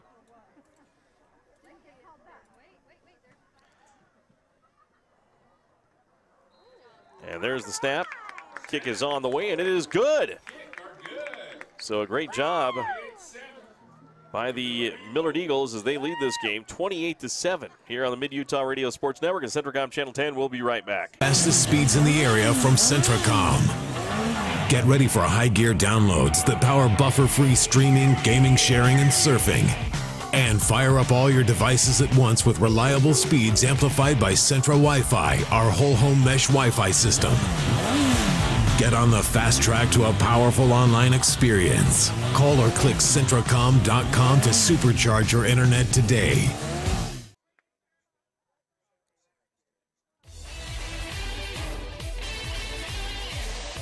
The Millard Eagles do it again, this time with Brooks Myers with his legs as he gets free and gets down the sideline for the touchdown, Dennis. Yeah, it really did. He's had some success running out on that corner all night long as he's been able to get outside because of the lack of contain on the pass rush.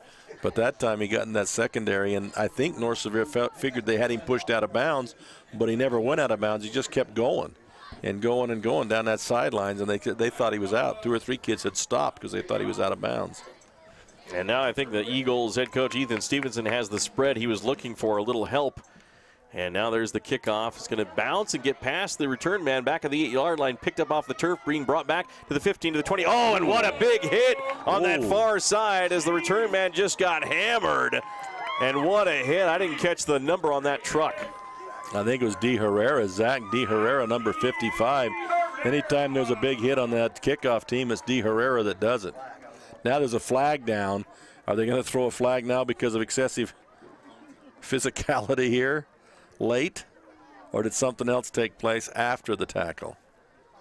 Well, on the instant replay, the only thing that they could possibly come up with, if it's on the hit, is maybe he had his head a little bit looking like it was leading, but we're going to have it against North Sevier unsportsmanlike conduct, so that's going to march the Wolves back. So they must not have liked the way the tackle took place. There must have been an argument with one of the players or the coaches, and so add insult to injury, now they're going to be back inside their own 10-yard line.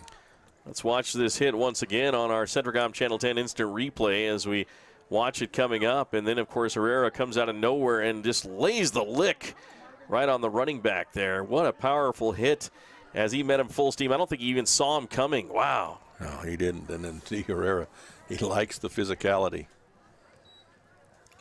And he was jumping and excited, so was his teammates. And now it's North Sevier after the penalty all the way back to their 10-yard line. And now they need to score. Well, it's still 2:55 left in the third quarter, so they do have time, Dennis, but you got to get the feeling they got to score soon on one of these drives. They've got to change the mo here. They've got to change the momentum, and they've got to get down the field and score, and they've got to do it quickly. Right now they're dragging. They know they're down 3 now, and they're dragging. It's a different team. There's the snap. Back to pass. There's a throw across the middle. It's going to be a sliding catch missed as it comes incomplete. Cody Christensen, but a flag is thrown on the play. Yeah, Marshall was trying to play over the top. He did hit the receiver. He was trying to play over the top, but he hit him going across, and that's a penalty. Crowd doesn't like it. Oh, but no, the right not on this call. side. Not on this side. They don't. No. South Sevier has just taken off from ALA 41-24. The South Sevier Rams beating the ALA Eagles in Spanish Fork. Yeah. That's more, again, what I expect out of the South Sevier team. I just think they're a good team. At least they should be up among the elite, I think. That pass interference is going to be 1st and 10 for the Wolves. Back to throw. Okerlund throws to the far side. Caught on the short pattern to the 30-yard line and then quickly out of bounds. A nice pickup of about 6 yards on that far side to Cody Christensen. Defended by Cranny out there, but did make the catch and get out of bounds. Good job by the Wolves. And that is going to be 2nd down and 5, 2nd down and 4 for the North Sevier Wolves.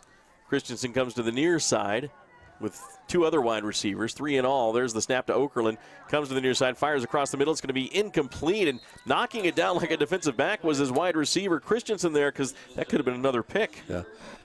When he rolls to his left and has to throw with that right hand, he's kind of sidearm slinging that thing.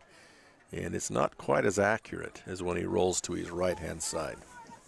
Wolves desperately need to get down to the Parts House end zone. The good stuff in auto parts for repair shops, dealerships, fleet, foreign, and do-it-yourselfers. Get Napa Auto Parts from the Parts House in Salina. Christensen, Mickelson, and Rasmussen to the near side as wide receivers. In the shotgun with Gabe Wilcox to his right is Okerlund. Back to throw on 3rd down and 4. Throws to the near sideline. Another interception. Oh, right through the hands of Sam Marshall as that was thrown over the head. Too wide for Burke Mickelson. Almost picked off. And again, I think he fell into the trap of, I'm going to throw this thing to Burke Mickelson. There were 3 players there. And Marshall, again, he got twisted. Or that was an interception because he has excellent hands. He got twisted and couldn't come down with it. But he's throwing into a pack of defenders rather than looking for that open receiver. Well, you understand him trying to find Burke Mickelson and have Burke make a play, but he almost throws it before Burke has a chance to make a play. Yeah, and if it's too big for Burke, it's really big because he's a tall boy and he can jump well. So, 4th down and 4 for the North Sevier Wolves. They will punt it away with 2:36 left in the 4th quarter. Ready to go is Bernardino, gets the snap and boots it. Oh, gets hit as he boots it. May have been blocked a bit. The official gave that indication. And then it's going to roll for a pretty good punt all the way to the 33-yard line, touched up by Riley Ogden. But that one was almost blocked, and may have been blocked. Let's see if we can see the change in trajectory on the ball. That was close. But so if it's touched, then there's no penalty for running into the kicker, which happened on that play as well. But the Millard Eagles have the football, and you get the feeling if North Sevier does not make a stop on this drive, this game could be over. I think so, yeah. It's at that critical point, and I thought with that offensive drive, if something good didn't happen, it might be over. 28-7, Millard leading North Sevier. 2:26 left here in the 3rd quarter of play. 1st and 10 for the Eagles. Ball at their own 33-yard line. Brooks Myers in the shotgun, takes the snap, hands it off, and then the Wolves defense pretty good on the run, but a pickup of about 3 yards on that carry. New running back into the game that took that carry, number 26, Braxton Robbins. Yeah, trying the same plays, but North Sevier sniffed that one out quickly. And again, the difference is Braxton doesn't quite cut back against the grain like Burriston did. Burriston's always looking for that cutback. Well, the Eagles trying to save one of their star players in the run game right now with their running back in there. There's the snap. Myers back to throw, throws it to the far side. It's going to be caught, and falling down is Hayes Monroe with no one around him. That could have been a big play, but he just got kind of twisted up, Dennis, and fell down after the catch. Yeah, the defender, it was a collision back there, and the defender, Christensen, got knocked off that play. And it's Myers hit him. That really probably should have been a pick call right there because that wasn't just, I mean, he decked him. He decked Christensen. A minute 25 and ticking here, and had that pass been a little higher, Monroe wouldn't have had to go down so low and lose his balance and fall down after the catch. So it's going to be a 3rd down and 3. Back to throw as Myers throws to the far side. That's going to be caught, dropped. Nope. Good pressure by the defense. Sam Marshall couldn't make the catch. And right now it's going to be a punting situation for the Eagles. So all said and done, the North Sevier Wolves still hanging around. They're down by 3 scores with a minute 11 left here in the 3rd quarter. But, of course, they need to get some points on the board in the next little while because this will become a time game when you have to score 3 times in the 4th quarter. Well, they've done the first aspect. They've made the stop. Now they've got to come up with the positive points. Fair catch called for by Riley Ogden. Catches it at the 28-yard line. And here will come the North Sevier offense again. And Marshall Okerlund has done a great job in the game in the first 2.5 quarters, but here in the last part of the 3rd quarter, he's kind of, as you mentioned, locked into a receiver and just chucked it knowing he's just going to go to that receiver. I think he's trying to make that great play. Instead of reading what the defense is giving you, he's trying to make that outstanding play and trying to get a touchdown all in one. He's got to stick with the stuff that got him there. He was moving the ball well. Go back to that. Don't try to get a home run on every throw.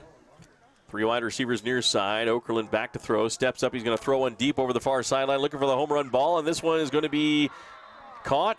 Is it inbounds, though, is the question. I believe he caught it at the 44-yard line down that far sideline. Was that Christensen again? I believe it was. Cody Christensen. And in that case, see, you say, okay, home run ball, but what he did is he looked and looked. It looked like I had a bubble screen here on the near side with the triple receivers. He looked at him, he looked at him, he looked at him. He gave that play a chance to develop on that backside as Christensen ran past everybody, and then he aired it out perfectly to Christensen that time. That was a much better play. 1st and 10 for the North Sevier Wolves at the Millard Eagle 44-yard line on the far hash, going from right to left on your radio dial and your TV screen. 4 wide receivers. Handoff goes up the middle and trying to get outside. Does to the 40-yard line and down to the Eagles' 36-yard line. Did the ball pop out is the question. No, I don't think it popped out, but that was a great run by the running back. And, again, it was in the middle of a mess in the middle of that field, but just kept his legs turning, popped to the outside, and picked up 8. Riley Ogden, I believe, on the carry that time. Yes, it was Ogden. 20 seconds left in the 3rd quarter. 28-7, Millard on top as we glance at our Barrett's Food Town scoreboard. Your local grocer giving you the best and freshest all the time. 2nd and 2 for North Sevier. Three wide receivers near side. There's the pitch out, coming to the near side, cutting upfield to the 35-yard line and getting the first down. Tackle between the numbers and the near sideline. Riley Ogden on the carry again. And again, a beautiful block on the outside. I believe, again, that was number 52, Sorensen, coming on that outside. Took out the contain and allowed Ogden to jump in behind and go. And as a result, you've got Monroe hobbling to the sideline. He was the one that got blocked out there.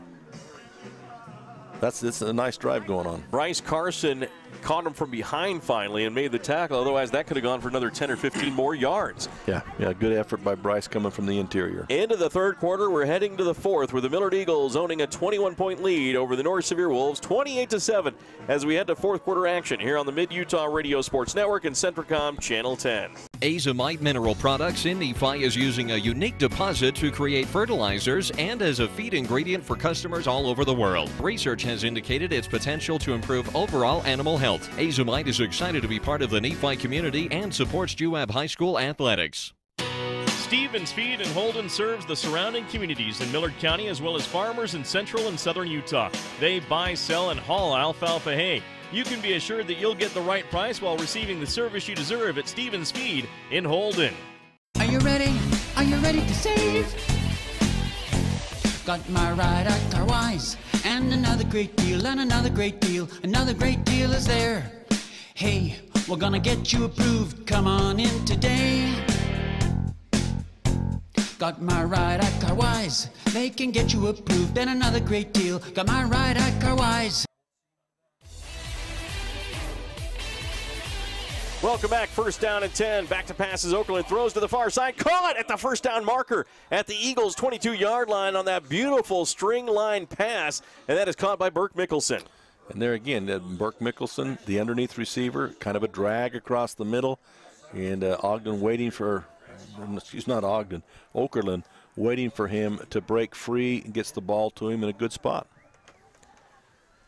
Wolves driving. They need to score early in this fourth quarter to have a chance. They'll still be down by 2 scores even if they get the touchdown here. 3 wide receivers near side. Back in the backfield to the right is Ogden. Rolling to his right is Okerlund. Looks back across the field. Throws to the far side. Looking for a receiver. Diving. Does he make the catch? No, it's incomplete at the 3-yard line. Again, they're trying to throw back against the grain, roll everything to the right, throw back to the left. That time the pressure up the middle by the defensive line. He just didn't have enough time to let that develop and had to throw it before it was there. Coverage on the play by Jaden Cranny, who's had a fantastic football game here in Fillmore. Trying to lead his team to the next round of the 2A state playoffs. And right now with 11:48, as the clock is stopped on that incomplete pass, the North Sevier Wolves facing a 2nd down and 10. At the Eagles 43. Rolling to his right is Okerlund. Fires down to the near side. It's going to be caught. Great catch. Rasmussen reels it in at the 15-yard line on a fantastic catch. He really did. He was being tugged at the time he caught the ball, still maintained it and got it. Now the thing that he missed, though, was Mickelson across the middle. Came across that middle wide open if he'd take some time to look inside.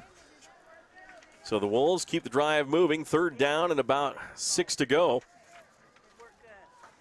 And they're going to be at the 16-yard line of the Millard Eagles. Again, we appreciate you joining us here on the Mid-Utah Radio Sports Network and Centricom Channel 10. And right now on the near hash, going from left to right on your radio dial and your TV screen, Ogden in the backfield to the right of Okerlund. Back to pass. 3 wide receivers near side. Throws across the middle. It's going to be caught at the 11-yard line. Dodging a tackler. Getting down to the 6-yard line on the fantastic catch and then kind of high-stepping a lot of the tacklers and getting a first down, I believe, was going to be Cody Christensen again, but we do have a flag, as you mentioned. It's right where the back picked up a penetrating cut block. And that'll march the North Sevier Wolves back, and that is a tough call. Play killer, a drive killer right there. As you get down to the 6-yard line for a 1st and goal, and it's called back. Well, of course, the winner of this game will move on to take on the San Juan Broncos, and that'll be in the quarterfinals, and that'll likely be on the road in Blanding. And then, of course, South Sevier, if they win over ALA, will take on Grand's Red Devils, a team that the Eagles went down to Moab and beat them on their home field. Was it 21-0? You called that game? No, it was 21-19. 21-19. Or 2019. Yeah. That was an exciting one for you. It came down to extra points. In fact, Moab went for 2 at the end instead of kicking the field goal to tie it up. They went for 2 in the win. It was a preseason game. And I remember that tackle, too. Someone got him with a right hand on the leg and stopped him at the 1-yard line. Yeah, yep. And ready to go now, the North Sevier Wolves with a 3rd down and forever. Back to pass. Okerlund throws across the middle. It's going to be intercepted. Oh, should have been intercepted as Wyatt Alcala just dropped it. He was looking how much room he had between him and the end zone. Yeah, he really was. He's already got 1 interception in the game, but that was an easy one. He caught the hard one, and he let this one drop. So Alcala was thinking 6 and drops the ball. And we have a timeout on the field. 4th down for North Sevier. That penalty was a drive killer, as you mentioned, Dennis. Yeah, instead of 1st and goal at the 6, you got 3rd and forever at the 38. Well, the North Sevier Wolves likely going to go for it here. They're down by 21 points, 10:37 left in the game. They need 3 scores. They got to score 1 somehow here, so they're going to talk about this. They really need a Gunnison Market player of the game right now to step up. For competitive prices, expert advice, and friendly hometown service from Sean Sorensen at Gunnison Market Pharmacy. Call 528-7555. Or at least they need someone off the bench for a Salina Subway sub of the game on this play. Yeah, well, throw it deep and hope for pass interference, kind of a thing. Either a big play, and you probably try to put number 2 in the mix for North Sevier on this pass play. But that last pass play, the reason Alcala was back there for the interception is because they had everybody deep. They were expecting the long pass. They had him deep in the middle. And I think you'll see the same here if you don't have a 3 deep. Certainly you got 2 deep and then 3 more way off the ball. So they're expecting something deep. 4th and 27 for North Sevier. They need to get down to the 11-yard line. There's a pass across the middle. It's going to be tipped and caught, but short of the 1st down. But just like a punt, that's going to put the Eagles at the 25-yard line. So a turnover on downs. Now that's the one you needed on 3rd down right there. That's the pass you needed on 3rd down. Then you would have had, a 4th and shorter. 10 minutes, 30 seconds left in the 4th quarter. Millard 28, North Sevier 7. And the Eagles get the ball back at their own 25-yard line. So the Wolves have gotten the stops defensively. They just have not been able to put something together to score. Yeah. Yeah, a turnover or in this case a bad penalty have killed their drives, but they have moved the ball well against Millard Eagles. So the Eagles, Cale Myers in the backfield. Now he's going to switch up and come out as a wide receiver to the near side. I was just going to say they got a couple of uncovered receivers on this side, but they finally saw it and covered it up. So Myers in motion to the far side. Brooks Myers takes the snap as the quarterback. Steps up. He's going to fire one to the far side. Going to be caught by brother Cale. Has the 1st down at the 35-yard line, then hit out of bounds. I believe that's the first catch by Cale Myers in the whole ball game. And the reason is because they sent Mickelson on a blitz, and it left Cale Myers open. That's the first time he's been open. They give him 9 yards, so it's 2nd and 1 at the 34-yard line for the Eagles. There's the handoff going up the middle. Big hole to the 40-yard line, to the 45, to the 50, as he comes to the near sideline. Down the numbers to the 40-yard line. Breaks another tackle. Down to the 30-yard line. And he's going to be inside the 30. Late flag thrown on the play on a fantastic run by Braxton Robbins. This time the near official did throw the flag on the hit out of bounds. And really it was just kind of everybody being drug out of bounds, and he fell on top. But they're going to call the penalty this time. The near official. So a great run by Robbins. The 6', 170-pound senior linebacker and running back as he gets in and gets to the 25-yard line, and then more yardage added on with the penalty here. Be half the distance. It'll be putting it down at the 15-yard line. So 41 yards on the carry for Robbins. And that one almost breaks the back of North Sevier, as this is going to be in the red zone at the 15-yard line. A score here basically ends the ball game. Yeah, at this point, I think you're right. I think North Sevier is feeling it. The Wolves need a pick 6 here to stay in the game. There's the play action for Brooks Myers. Throws across the middle. It's going to be caught at the 5-yard line. Cale Myers makes the catch at the 4 and then is tackled on the play. Tackled by Mickelson. 2nd catch for Myers in this game. And that was First and goal now at the 4-yard line for the Eagles as they threaten to put this one away. 28-7 with 10:03 left in the fourth quarter. Eagles, Robbins in there, gets the handoff, heads up the middle, spins and falls down at the 1-yard line, tackled on the play by that North Sevier defense. But they're just knocking on the door for second and goal. And again, who made the tackle but Sorensen? Yeah, Sorensen has had a tremendous game. Robbins in that case got hit immediately by Sorensen, was able to spin and fall backwards towards the goal line for a pickup of a couple. But Sorensen, what a game he's had tonight. Even, I know it's a losing effort, but he has been tremendous. Second and goal at the 1-yard line. There's the handoff again, and getting into the end zone is Robbins. Touchdown, Eagles. They're moving on to Grand County coming up next week. Again, the tackle is the hit was by Sorensen, but the rotation and the spin by Robbins carries him into the end zone. Touchdown run, good blocking by that line. And then as you mentioned, he had the meat on the bones to push his way into the end zone. So the Eagles will be moving on here, and here's the extra point try for Wyatt Alcala. Snap, ball down, kicks on the way, drilled by Wyatt. It is good. The Millard Eagles 35, the North Sevier Wolves 7 with 9:26 left here in the football game. We'll be back here on the Mid-Utah Radio Sports Network, Centricom Channel 10. Dale Whitlock of Security Insurance is the type of agent that makes a difference by offering United Insurance. Based in Utah, United Underwriters Insurance understands the risks, weather, and conditions that you experience. Call Security Insurance 435-623-2590. The trail is calling. Every turn, hill, and fallen log is screaming your name. And you're ready because you have the right type of power and agility to answer the call. Garrett Honda, 563 North Main in Nephi. Our family is serving your family for over 50 years. The Intermountain Power Service Corporation is proud to bring you this presentation. IPSC is a community-minded company that contributes to our local schools, community organizations, and economy. The Intermountain Power Project consistently ranks among the best of America's coal-based power plants in reliability, cost-effectiveness, and environmental responsibility. Intermountain Power Service Corporation strives for perfection and is honored to be actively involved with Delta, Millard, and Juab High Schools.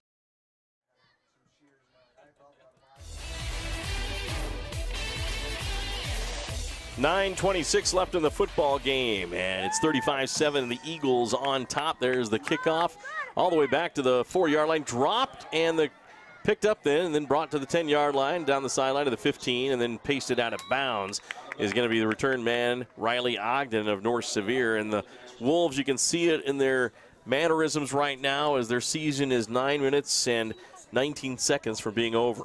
Yeah, like I said, it happened really after that extra touchdown was that they really began to change their emotional state. You could see it when it went 21-7, and it just got worse at 28-7. And it's hard. Yeah, they can feel it. They can feel it coming. It's hard to stay emotionally involved in the football game. Great season by the North Sevier Wolves nonetheless, of course, as they have really done a fantastic job this year. There's the snap. Handoff goes up the middle, and half-hearted blocking, it looks like, from the Wolves. You hate to see that as they're kind of showing it with their mannerisms, and that is going to be a run stop for a loss of 2 yards on the play. So the Wolves now will have a 2nd down and 12, of course, in this football game. And they'll move back. That's about 3-yard loss on the play there.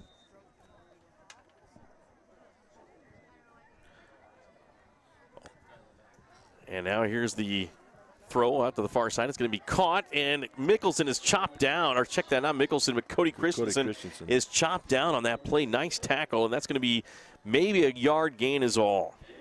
Yeah. Cranny on the tackle. I tell you what, he is in the running for either the Fillmore City Player of the Game or the Dwayne's Foodtown Sub of the Game because he has had a fantastic defensive game. Yeah, Jaden Cranny's been to Millard what Sorensen's been to North Sevier. Mr. Everything. So the Wolves back to pass again on 3rd down and 10. There's a pass out of the far side. Tipped, almost picked off, incomplete. A 4th down and a punting situation for the Wolves. At this point with 8:02 left and a 35-7 deficit you wouldn't think they'd go for it here, as that would give the Eagles the ball deep in their end and add more insult to injury. Update on some scores for you. It's South Sevier crushing ALA 55-24. Tyson Chisholm, 424 yards rushing and 5 touchdowns. 400 yards rushing for Chisholm alone? Manti and Union are tied at 7 at the end of regulation. They're going to overtime in Roosevelt. Here's the snap to Bernardino for the punt. He's got 3 personal protectors. There's the snap. He's going to boot it away with a one-step punt. Going to be fielded by the Eagles, and that's going to be Cale Myers. Myers put his knee down at about the 49-yard line, and that's where the Millard Eagles will take it.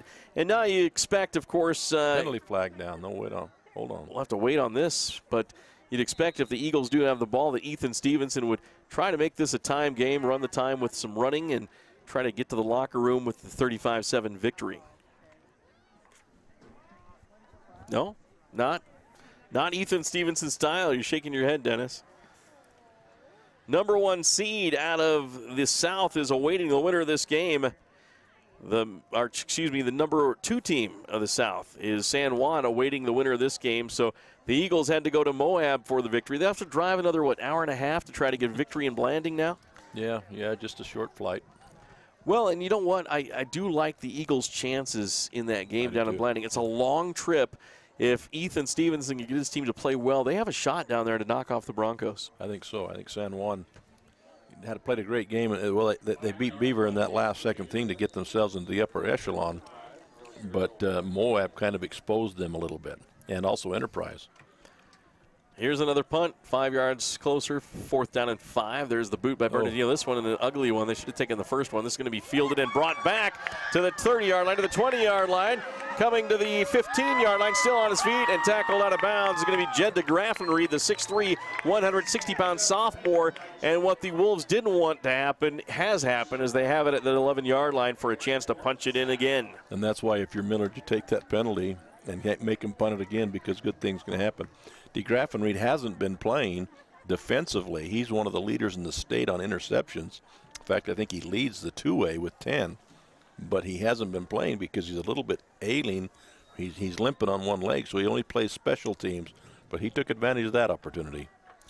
That he did. Now the Millard Eagles will have the football. Looking to try to run the ball into the end zone. There's the snap, and the handoff goes to up the middle. And is it Pay again, or Robbins again? No, it was Monroe playing that fullback spot. They went to the I formation, and he took it as the up back. So this will be a 2nd down for the Millard Eagles. There's the snap, and there's the pitch back to Austin Burriston trying to get to the corner. He's to the 5-yard line. Great tackle as diving and making the play on that far side. Hard to pick up the number. I think it was number 3, and that was Braden Johnson.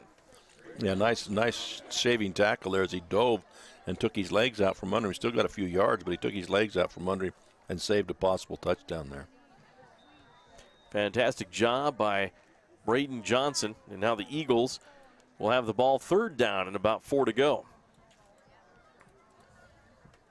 7:08 left here in the 4th quarter. 35-7. Eagles with the lead. Brooks Myers in the gun. Takes the snap, fires to the end zone, looking for a receiver. Knocked down nicely by Riley Ogden. Incomplete. Just a little slant in there and just about picked off as the pass was thrown a little bit big for the receiver. Not over him, but behind him a little bit. Now looking to get into the Millard County Credit Union end zone, serving Millard County with offices in Fillmore and Delta. And we have a field goal try coming out for Wyatt Alcala. So we'll call it the Millard County Credit Union Uprights for low interest rates on auto and RV loans, online banking, and convenient mobile banking. Millard County Credit Union in Delta and Fillmore. Alcala attempting a 23-yard field goal from the far hash. Here's the snap. The ball is down. Alcala boots it up. Boy, what a leg. It is going to split the uprights. Good for Wyatt Alcala. 38-7. The Eagles lead the North Sevier Wolves on that beautiful kick by Wyatt Alcala for the field goal. My goodness, that would have been good probably from about 40. He's got plenty of leg. Yeah, he really does. He just hasn't had enough game experience yet with it to be confident in it from much farther out. 38-7, Eagles on top. We'll be back after this timeout on the Mid-Utah Radio Sports Network and Centricom Channel 10. Looking for an affordable education? Come check out Snow College. Snow has the lowest cost tuition and housing in Utah. In fact, you can live in student housing for less than staying in your parents' basement and attending a university. At Snow College, it's all about you, where you get an individualized education and one-on-one time with your professors in very small classes, even as freshmen taking general eds. Come check out Snow College and see why it's one of the best two-year schools in the nation at snow.edu.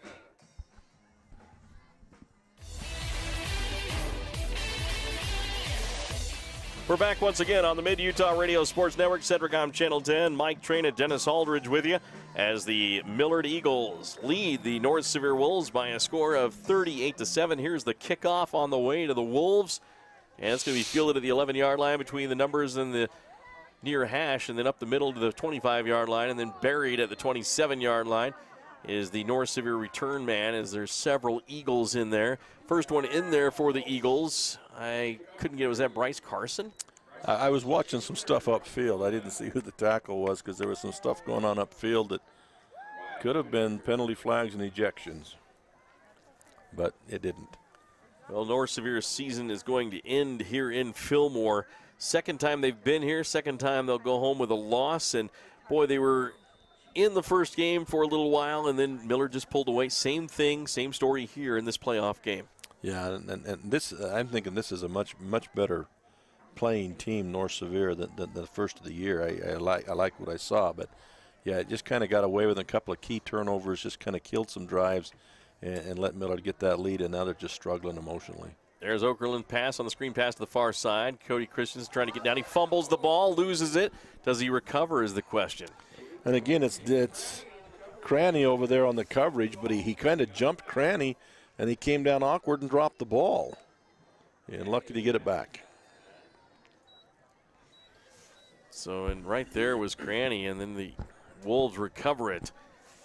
Of course, coming up, we'll have our Salina Subway sub of the game, serving sandwiches your way, signature wraps, pizza, and catering. A proud sponsor of North Sevier, happy to honor the sub of the game. Back to pass, Okerlund throws to the near side on the sidearm pass, caught at the 29, and slipping and falling on the line is going to be Gabe Wilcox. That was tough. No one was around him, and he just slipped. His cleats just lost footing. It's Rasmussen, I believe, number. Oh, you're right. Yeah, Rasmussen. When he got up, the 3 became an 8. But, yeah, he just tripped on didn't trip. The grass went out from underneath him. That brings up a 3rd down and 8. So here we go. Near side is going to be a wide receiver. Far side with 3. In the shotgun, Marshall Okerlund. Here comes the rush. Waiakala on the blitz. There's the pass out, going to be caught. And then to the 35, to the 40-yard line. First down run for the Eagles. Catch made on the play by the Eagles, Riley Mayo. And tackled by DeGraffenried, who is back in there, even though he's ailing. Something wrong with his, looks like low in his back or down the back of his leg the way he walks. But he did make the tackle there. That was a great call. You'd hoped that as a coach he knew it was coming, but they blitzed the linebacker from the near side, and they threw the screen right back into where that linebacker would have been. So I don't know that they coordinated that well, but it worked out well. Okerlund back to pass again, 1st and 10, fires out to the far side and quickly caught and then quickly tackled. Darting in like a jet right that time was that number 2 is, again, Jaden Cranny. He's all excited. I'm amazed at how hard he is attacking that play on the outside. Every single time he's reading that, and he's not waiting back. He's not coming up cautiously, worried about being beat on a juke. He's coming hard. He's coming hard and attacking it immediately. 4:55 left in the football game. Millard 38, North Sevier 7. The Wolves with the football at the 46-yard line, 2nd down and 9. There's the delayed handoff going to the far side up the middle. Pickup of about 8 yards on the carry that time for Riley Mayo, the junior, at 5'5", 134. Taylor in on the tackle, the middle linebacker for the Millard Eagles. Nice blocking by the Wolves there as they pick up 8, 3rd down and 1. A manageable one. Coming up, we'll have our Sunrise Engineering postgame show. Sunrise Engineering, serving communities like yours over the western United States. And we'll have a couple players of the game. The Fillmore City player of the game, especially proud to cheer on the mighty Eagles. Historic Fillmore City. 3rd and 1 for North Sevier at the Eagles' 47-yard line. their season with 4 minutes, 5 seconds left. There's the handoff and powering forward. Fumble on the play, diving back on it. The Wolves, they recovered at the 50, but it will be a 4th down. And that's the problem, is it would have been maybe a 1st down, ends up a 4th down and 3 instead of a 4th down and 1 or a 1st down.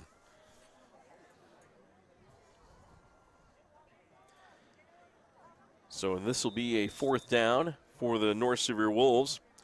Sevier defeats ALA on the road 55-24 in the 2A state playoffs. Tyson Chisholm, unofficially the 5th most yards in a game in state history with 424. Wow. Fantastic job there, as the running game must have been working for South Sevier. A 4th down play, and that pass is going to be incomplete.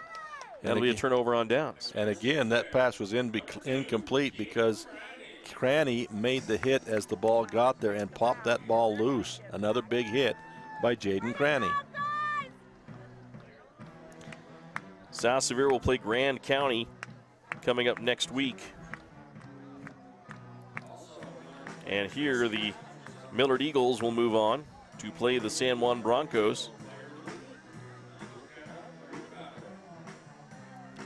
And right now we have a 1st and 10 for the Eagles. And, well, I normally would say they'll run out the clock here, but you've said that Coach Ethan Stevenson doesn't have that philosophy. With 3:23 left, leading 38-7, he may be passing the ball. Well, one problem is that they don't have great depth. The younger kids, you know, there's just not a lot of them, and that's one problem. His younger kids are playing; they're juniors, and they're all playing. 3 minutes, 23 seconds left in the football game. Millard 38, North Sevier 7. Just approaching 7:30, and we have a timeout. The other problem that they've got is the backup quarterback is DeGraffenried, and he's hurting. It's a Carlisle Excavating timeout, providing building, demolition, water, and sewer connections, backhoe and trackhoe work. Call Carlisle Excavating 435-529-7368. Well, we haven't had many trips for the North Sevier Wolves into the Parts House end zone, but we do want to mention our sponsor. For the good stuff in auto parts, visit the Parts House in Salina, as the Wolves have gotten in once, 7 points, and that was when it was 14-7, when it was still a ball game. But North Sevier had several opportunities to tie the game in the first half, tie it in the second half, and then Millard came up with the plays to take the lead and push that lead out, and North Sevier just could never recover. I think the big thing for them in that first half was right towards the end, with plenty of time on the clock. They panicked and tried to throw that 50-yard pass, and it was picked off on the end, on the goal line. There's the handoff to Robbins up the middle from Austin Burriston, who comes in as the backup quarterback now. It's going to be a tackle for a loss for the North Sevier Wolves. So, yeah, the backup quarterback, there's 2 of them. One of them is Cale Myers, who is difficult. The other one is DeGraffenried, who's hurting. And so now they've got Burriston at that play was the backup quarterback. Now they've got DeGraffenried goes in at the quarterback, even though he's ailing. 2nd down and 9 for the Eagles in the shotgun with 4 wide receivers, 2 to each side. Rolling to his near side, DeGraffenried's just going to take it himself. He's to the 50-yard line, to the 45-yard line, and out of bounds he goes at the 41-yard line to stop the clock with 2:41 left in the game. That's interesting, because when he walks, he can't hardly walk. But when he got the ball and tucked it under his arm and took off, he looked like there was nothing at all wrong with him. He ran hard. Now he goes back to that limp, and I don't know if he's low back or hamstring or what. Runs for a 1st down, another Floel Electric 1st down. Never use an electrical appliance around water and call Blue Stakes 811 to have your utility line marked before you dig on your yard or property. There's the running play up the middle for the Eagles, and this is going to be DeGraffenried taking it. Short gain. And he's just running left, running right. They're not even handing it off. Now it looks like now they've got most all of their starters out of the game. No, Lund's still out there. Big Lund kid. And Fulmers are still out there. Davies, wide receiver to the far side. Near side, another wide out in there for the Eagles. And there's the snap. DeGraffenried has it. He's going to be caught and bear hugged by that defensive line of North Sevier and stopped for a loss. It'll be 3rd down and long for the Eagles. With 1:51 left in the football game, coming up momentarily will be our Sunrise Engineering post-game show. serving communities for over 40 years. Learn more at sunrise-eng.com. Of course, Matt, Mark, and the crew over there doing a fantastic job. Belinda in the office. They're supporting all the teams here on the postgame show. We have a timeout, or we have a no? Just we needed to go talk to them. But you got to stop and think about it too. You know, they honor the seniors last year as the last home game, but this really is the last time this group of kids will play on this field in their lives, and it's kind of bittersweet for those older kids. There's the snap. DeGraffenried rolls to his right side. He's going to run it again. Flag on the play. This one could be coming back anyway, and DeGraffenried got about 6-7 yards on that carry and then tackled, but I believe it was a hold. It is on the Millard Eagles. That one will come back. Yeah, but the benefit for they get one more play, so that'll take more time off the clock. The Manti Templars in the second overtime have taken the lead over the Union Cougars 14-7. Union possession pending in Roosevelt. So the Templars, if they get a stop, they're moving on in the playoffs. Wow. Upsetting a dogfight, huh? The Union Cougars. You seeded team. So third down and long now for the Eagles at the 48-yard line. They need to get down to the 30-yard line in North Sevier for a first down, but that's really not the option here. They just want to run the final minute 2 off the clock and win this game 38-7 over North Sevier and get prepared for the San Juan Broncos next week. Yeah, they'll start the clock. If they'll let this thing run, they can take just about all the time off the clock and never give the ball over. Third down and long for the Eagles. You know what, I'd expect Ethan Stevenson maybe to take the extra day if he can to prepare his team if San Juan will play him on a Saturday. Well, they usually like to try play that one on Friday. There's the snap, handoff going to the running back, Shade Woodard. Woodard's going to go to the far side and gets tackled for a loss back at the 40-yard line, but that should run the time off the clock. He just kept thinking he could get if he got a little deeper, he could get to that corner. When he's a great cross-country runner too, but he had Mickelson bearing down on him, and that wasn't going to happen. Mickelson was not going to let him get to that corner. Fourth down for the Eagles, 15 seconds left in the football game, and they may not have to punt it away as the teams come to the sideline. That'll do it. The Millard Eagles have defeated the North Sevier Wolves in this 2A state playoff game in the first round. 38-7 your final as the Eagles move on. And we're heading towards our Sunrise Engineering postgame show. We're growing and we're hiring. Visit us at sunrise-eng.com to learn more. We'll be back right after this for our postgame show on the Mid-Utah Radio Sports Network and Centricom Channel 10. I'm Dr. Chris Karish, orthopedic surgeon with a subspecialty in sports medicine.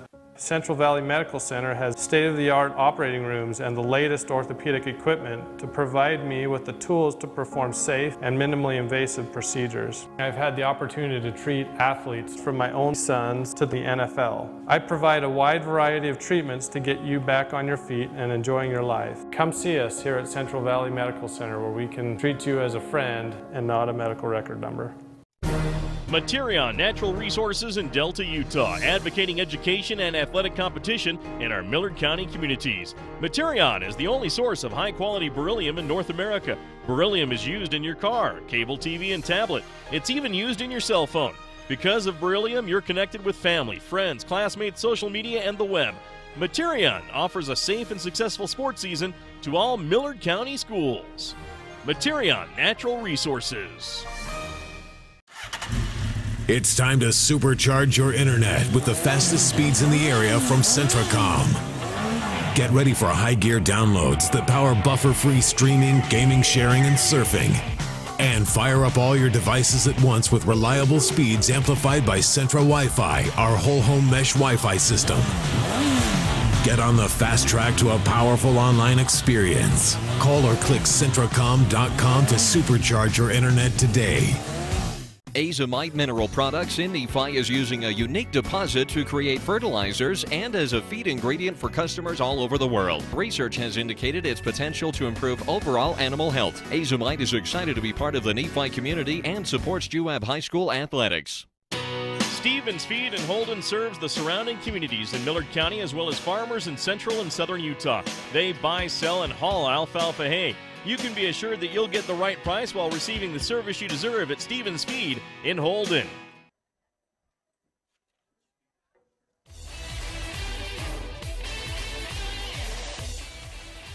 Welcome back once again on the Mid-Utah Radio Sports Network, Centricom Channel 10. The Millard Eagles have defeated the North Sevier Wolves 38-7 here on our Sunrise Engineering postgame show, promoting athletic and academic excellence. Visit them at sunrise-eng.com. A fantastic showing by the Millard Eagles. It was tight in that first half, and they just battled back and forth defensively. The turnovers in the game, the interceptions, Jaden Cranny, Wyatt Alcala, they had several picks in this game, killing North Sevier drives, and that very well could have been the difference in this football game. One of the many differences. Oh, I think so. That North Sevier had several really good drives going.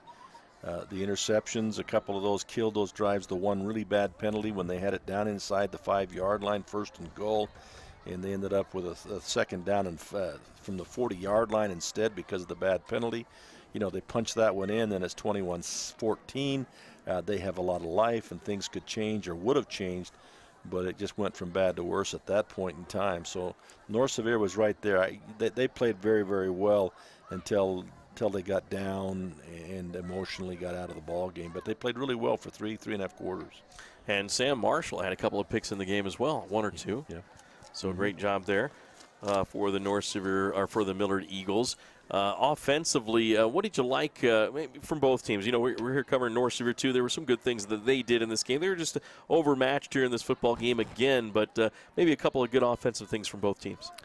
Well, offensively, Millard took advantage of the running situation this time because North Sevier was trying to take away the pass. But I was concerned about the amount of penetration that North Sevier was getting against that Millard line and not allowing them the time that they needed to develop that passing game. And as a result, I think they panicked in it, and Myers took off running too much. They forgot until late about the short intermediate pass. And I think they've got to go back to that instead of the home run ball, and that line's got to shore up that coverage so that they don't get the kind of penetration that North Sevier got tonight. But offensively, I think they took advantage of what was there, which for the most part today was the run, and then some of the passing came later. So that they did a good job of taking what was available to them. North Sevier, I just thought that they had a nice game plan. If they didn't have the interceptions and the penalties, I think this is a tight ball game all the way to the bitter end, and I think they're right in it. Well, of course, taking a look at some of the stats. Let's look at some of those team stats real quick, Dennis, for the game. As we take a look at these stats, they are brought to you, of course, by Sorensen Levitt Insurance. Visit them in Richfield and Salina for all your home, auto, and business insurance needs. Proudly representing Auto Owners Insurance. Well, as we indicated, if you go by first downs, North Sevier 19, Millard 20. So again, very tight right there. Rushing yardage. This is where the difference was, and as I was mentioning, the yards rushing, North Sevier 69, and Millard ended up with 313 yards rushing. That it kind of exploded there in that second half because they only had about 100, just over 100 in the first half. So they get over 200 yards rushing in that second half, and they just kind of blow things away. Passing yardage, on the other side of it, North Sevier 179 passing yards. And Millard, who has been throwing the ball and gaining tons of yards through the air the last 4 or 5 weeks, they get 72 yards only in the passing game. So they did take advantage of what was available to them. You could see North Sevier's defense then was trying to take away that passing game. They did an excellent job of it, but that caused them to leave the middle vulnerable to the run, and the quarterback and the running back, Burriston, did a great job of taking advantage of that. Total offensive yards for North Sevier, 248. Again, that's tremendous, and had they not had the picks and the penalties, you know, you're going to tack on another 100 yards, and the difference there is the total offensive yards for Millard, 385. So you take away those picks, North Sevier's right there with them, and you would assume then that the score is going to be right there with them too. So it's a closer game on paper than it was on the scoreboard. It was the picks that were the difference. All right, and let's take a look at some individual stats for you. First, for the North Sevier Wolves on their season-ending loss, Gabe Wilcox, 22 carries for 70 yards, no touchdowns. Riley Ogden, 2 carries for 14 yards in this football game, and Riley Mayo, 2 carries for 5 yards. Marshall Okerlund, 22 of 42 for 179 yards, 1 touchdown, 3 interceptions. He was sacked twice in this game. Receiving, Cody Christensen, 7 catches for 70 yards and a touchdown. Burke Mickelson, 7 catches for 48 yards, no scores. Chase Rasmussen, 5 catches for 22 yards. Riley Ogden, a catch for 14. Riley Mayo, a catch for 13. And Gabe Wilcox, a catch for 12. Cesar Bernardino had 6 punts with an average of 32 yards per punt, 1 inside the 20. Looking at the Millard Eagles, Austin Burriston, 19 carries for 168 yards and 2 touchdowns. Brooks Myers, 14 carries for 95 yards and 2 touchdowns. Braxton Robbins, 5 carries for 48 yards and a score. Jed DeGraff and Reed, 4 carries for 6 yards. And then Hayes Monroe, a carry for a yard. Brooks Myers, 7 of 17 for 72 yards and an interception and sacked 3 times. Cale Myers, 2 catches for 20 yards. Sam Marshall, 2 catches for 18. Hayes Monroe, 2 catches for 15 yards. Austin Burriston, a catch for 19 yards. Wyatt Alcala, 3 punts for 33.3 yards per punt. He also kicked a beautiful 23-yard field goal that could have made it from 40-plus with his leg right there. So congratulations to the Millard Eagles with those stats. And a special thanks to our stat sponsor, Sorensen Levitt Insurance. Call them at 896-4471 in Richfield or 529-7471. We'll take a break here, one final break on our Sunrise Engineering postgame show. Have our players of the game coming up. Of course, creating solutions that work and relationships that last. Learn more at sunrise-eng.com. Are you ready? Are you ready to save? Got my ride at Carwise, and another great deal, and another great deal, another great deal is there. Hey, we're gonna get you approved, come on in today. Got my ride at Carwise, they can get you approved, and another great deal. Got my ride at Carwise. Are you ready? Are you ready to save? Come on in today. CarWiseUtah.com. Dale Whitlock of Security Insurance is the type of agent that makes a difference by offering United Insurance. Based in Utah, United Underwriters Insurance understands the risks, weather, and conditions that you experience. Call Security Insurance, 435-623-2590. The trail is calling. Every turn, hill, and fallen log is screaming your name. And you're ready because you have the right type of power and agility to answer the call. Garrett Honda, 563 North Main in Nephi. Our family is serving your family for over 50 years. The Intermountain Power Service Corporation is proud to bring you this presentation. IPSC is a community-minded company that contributes to our local schools, community organizations, and economy. The Intermountain Power Project consistently ranks among the best of America's coal-based power plants in reliability, cost-effectiveness, and environmental responsibility. Intermountain Power Service Corporation strives for perfection and is honored to be actively involved with Delta, Millard, and Juab High Schools. Welcome back once again on the Mid-Utah Radio Sports Network, Centricom Channel 10. Your final score, the Millard Eagles defeat the North Sevier Wolves here in this 2A state playoff game by a final score of 38-7 here in Fillmore. A quick scoring summary for you. The Eagles scored first with Brooks Myers on a 4-yard touchdown run. 7-0 they led. They took a 14-0 lead in the second quarter with 10:47 left. Austin Burriston, a 15-yard touchdown run. North Sevier came back to score their only touchdown of the game. A pass from Marshall Okerlund to Cody Christensen of 2 yards to make it 14-7. And then the Eagles, that was our halftime score, 14-7. The Eagles would score the next 4 touchdowns. Austin Burriston, a 13-yard touchdown run for a 21-7 lead. Brooks Myers, a 52-yard run, which was the dagger, I think, 28-7. And then Braxton Robbins, a 1-yard touchdown run in the fourth quarter for a 35-7 score. And then a Wyatt Alcala 23-yard field goal. Came with 7:07 left of the game, 38-7 your final score. Let's take a look at our players of the game. First, we'll do the North Sevier Wolves. We'll have our Gunnison Market player of the game for friendly hometown service, Gunnison Market Pharmacy. Our player of the game, boy, it's a young man's name who we called several times defensively. In fact, most of every quarter we called him with a tackle. Yeah. And usually you think of the player of the game as being some offensive person with a tremendous stats, but this kid, Tanner Sorensen, just tore it up. And he did things offensively, too, because every time they tried the pitch sweep, leading that pitch sweep was Tanner Sorensen, coming from his lineman position. So a tremendous game by Tanner Sorensen. I'm very impressed with him and the things that he did tonight. If he wasn't in every tackle, he was awfully close to it. So great job, Tanner Sorensen. All right, he is our Gunnison Market player of the game, our Salina Subway sub of the game. Of course, hungry, headed to the game, think Subway just off I-70, exit 56 in Salina. Our Salina Subway sub of the game, I think, was Cody Christensen. Cody Christensen, yeah. He had 7 catches for 70 yards. He had the lone touchdown reception and the long pass of 28 yards there to get him close there in the third quarter, get something going there, but it came to naught. But a great game, Cody Christensen, and he got dinged up. There's a couple of times looked like he might not get up very quick, but he did. He stayed in the game, and he also played a lot of defense and did a lot of great things defensively. So Cody Christensen, great job. All right, moving on to the Millard Eagles for the player of the game, brought to you by Fillmore City. Especially proud to cheer on the mighty Eagles. Historic Fillmore City, our player of the game for the Eagles. Once again, I think we're going defensively. You got Jaden Cranny was just unbelievable at that defensive secondary.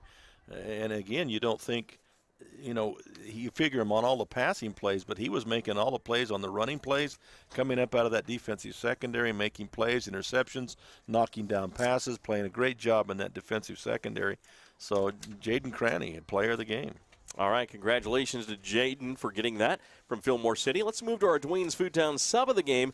Caring about the community and schools for decades, Dwayne's Foodtown. They ensure you receive the freshest produce, provide the choicest cuts, meats, and best quality on every item at Dwayne's Foodtown. Randy and the crew do a fantastic job over there. And who is our sub of the game? Well, we're going to go with Austin Burriston. Again, offensive stats, 19 carries, 174 yards, 168 net yards because he got a loss on one play, but 2 touchdowns, a long one, 48 for a touchdown. He averaged 8.8 yards per carry every time he got his hands on the ball, 8.8. He also played some defense, some spot defensive duties, so Austin Burriston had a great, great game also. All right, so congratulations to him for winning that honor. And, of course, a special thanks to Sunrise Engineering for sponsoring our postgame show. They are promoting athletic and academic excellence. Visit them at sunrise-eng.com as the Millard Eagles win this football game, of course, over the North Sevier Wolves, 38-7, your final score. Before we break away, let's take a look at some other scores for you. We do have a final of that Manti game. Remember, in the second overtime, they went up 14-7. Union scored to make it 14-13.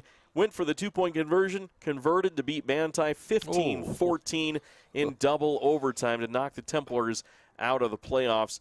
Again, South Sevier beats ALA 55-24 in that football game. And, of course, Richfield in the 3A ranks got a victory as well over the Carbon Dinos, 45-15 your final there. No word on the Gunnison game at Enterprise, but you would probably bet that the Enterprise Wolves would be the favorite in that game to win and move on. So that will set up. Go ahead. That's a gutsy call to go for 2 in a win-or-go-home situation. At home. Yeah, at home, to go for 2. You better get it or else. But good job by Union. Wow. That was a ball game, I tell you. Looking at this playoff scenario we have coming up for you next week, it'll be Millard at San Juan in the quarterfinals. That'll be in Blanding, Utah. South Sevier, tentative, you said? Tentative time is 4 o'clock on Friday. And all of the games are set for 4 o'clock on Friday, but they can play on the 27th as well. You're right. South Sevier will play at Grand in Moab. That'll be coming up next Friday, tentatively scheduled for 4 p.m. Beaver will play at Delta.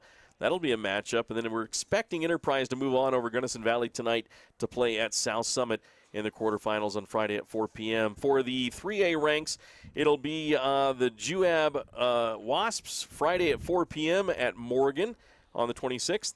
It'll be Union now at North Sanpete at 4 p.m. on Friday. And we're expecting it'll be Richfield, of course, beating Carbon at Summit Academy at 4 p.m. in the 3A playoffs on Friday, all tentative.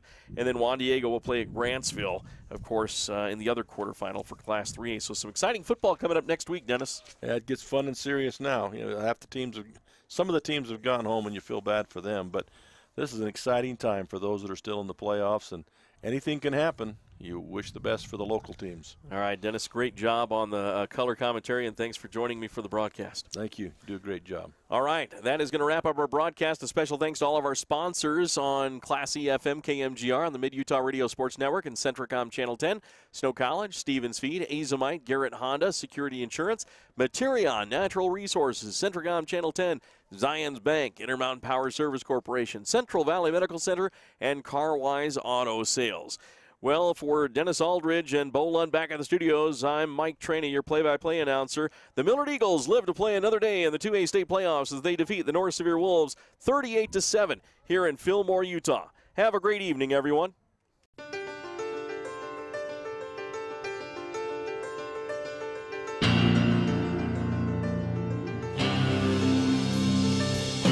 You've been been listening to exciting high school football action on South Central Utah's sports leaders, Mid-Utah Radio and Centricom Channel 10.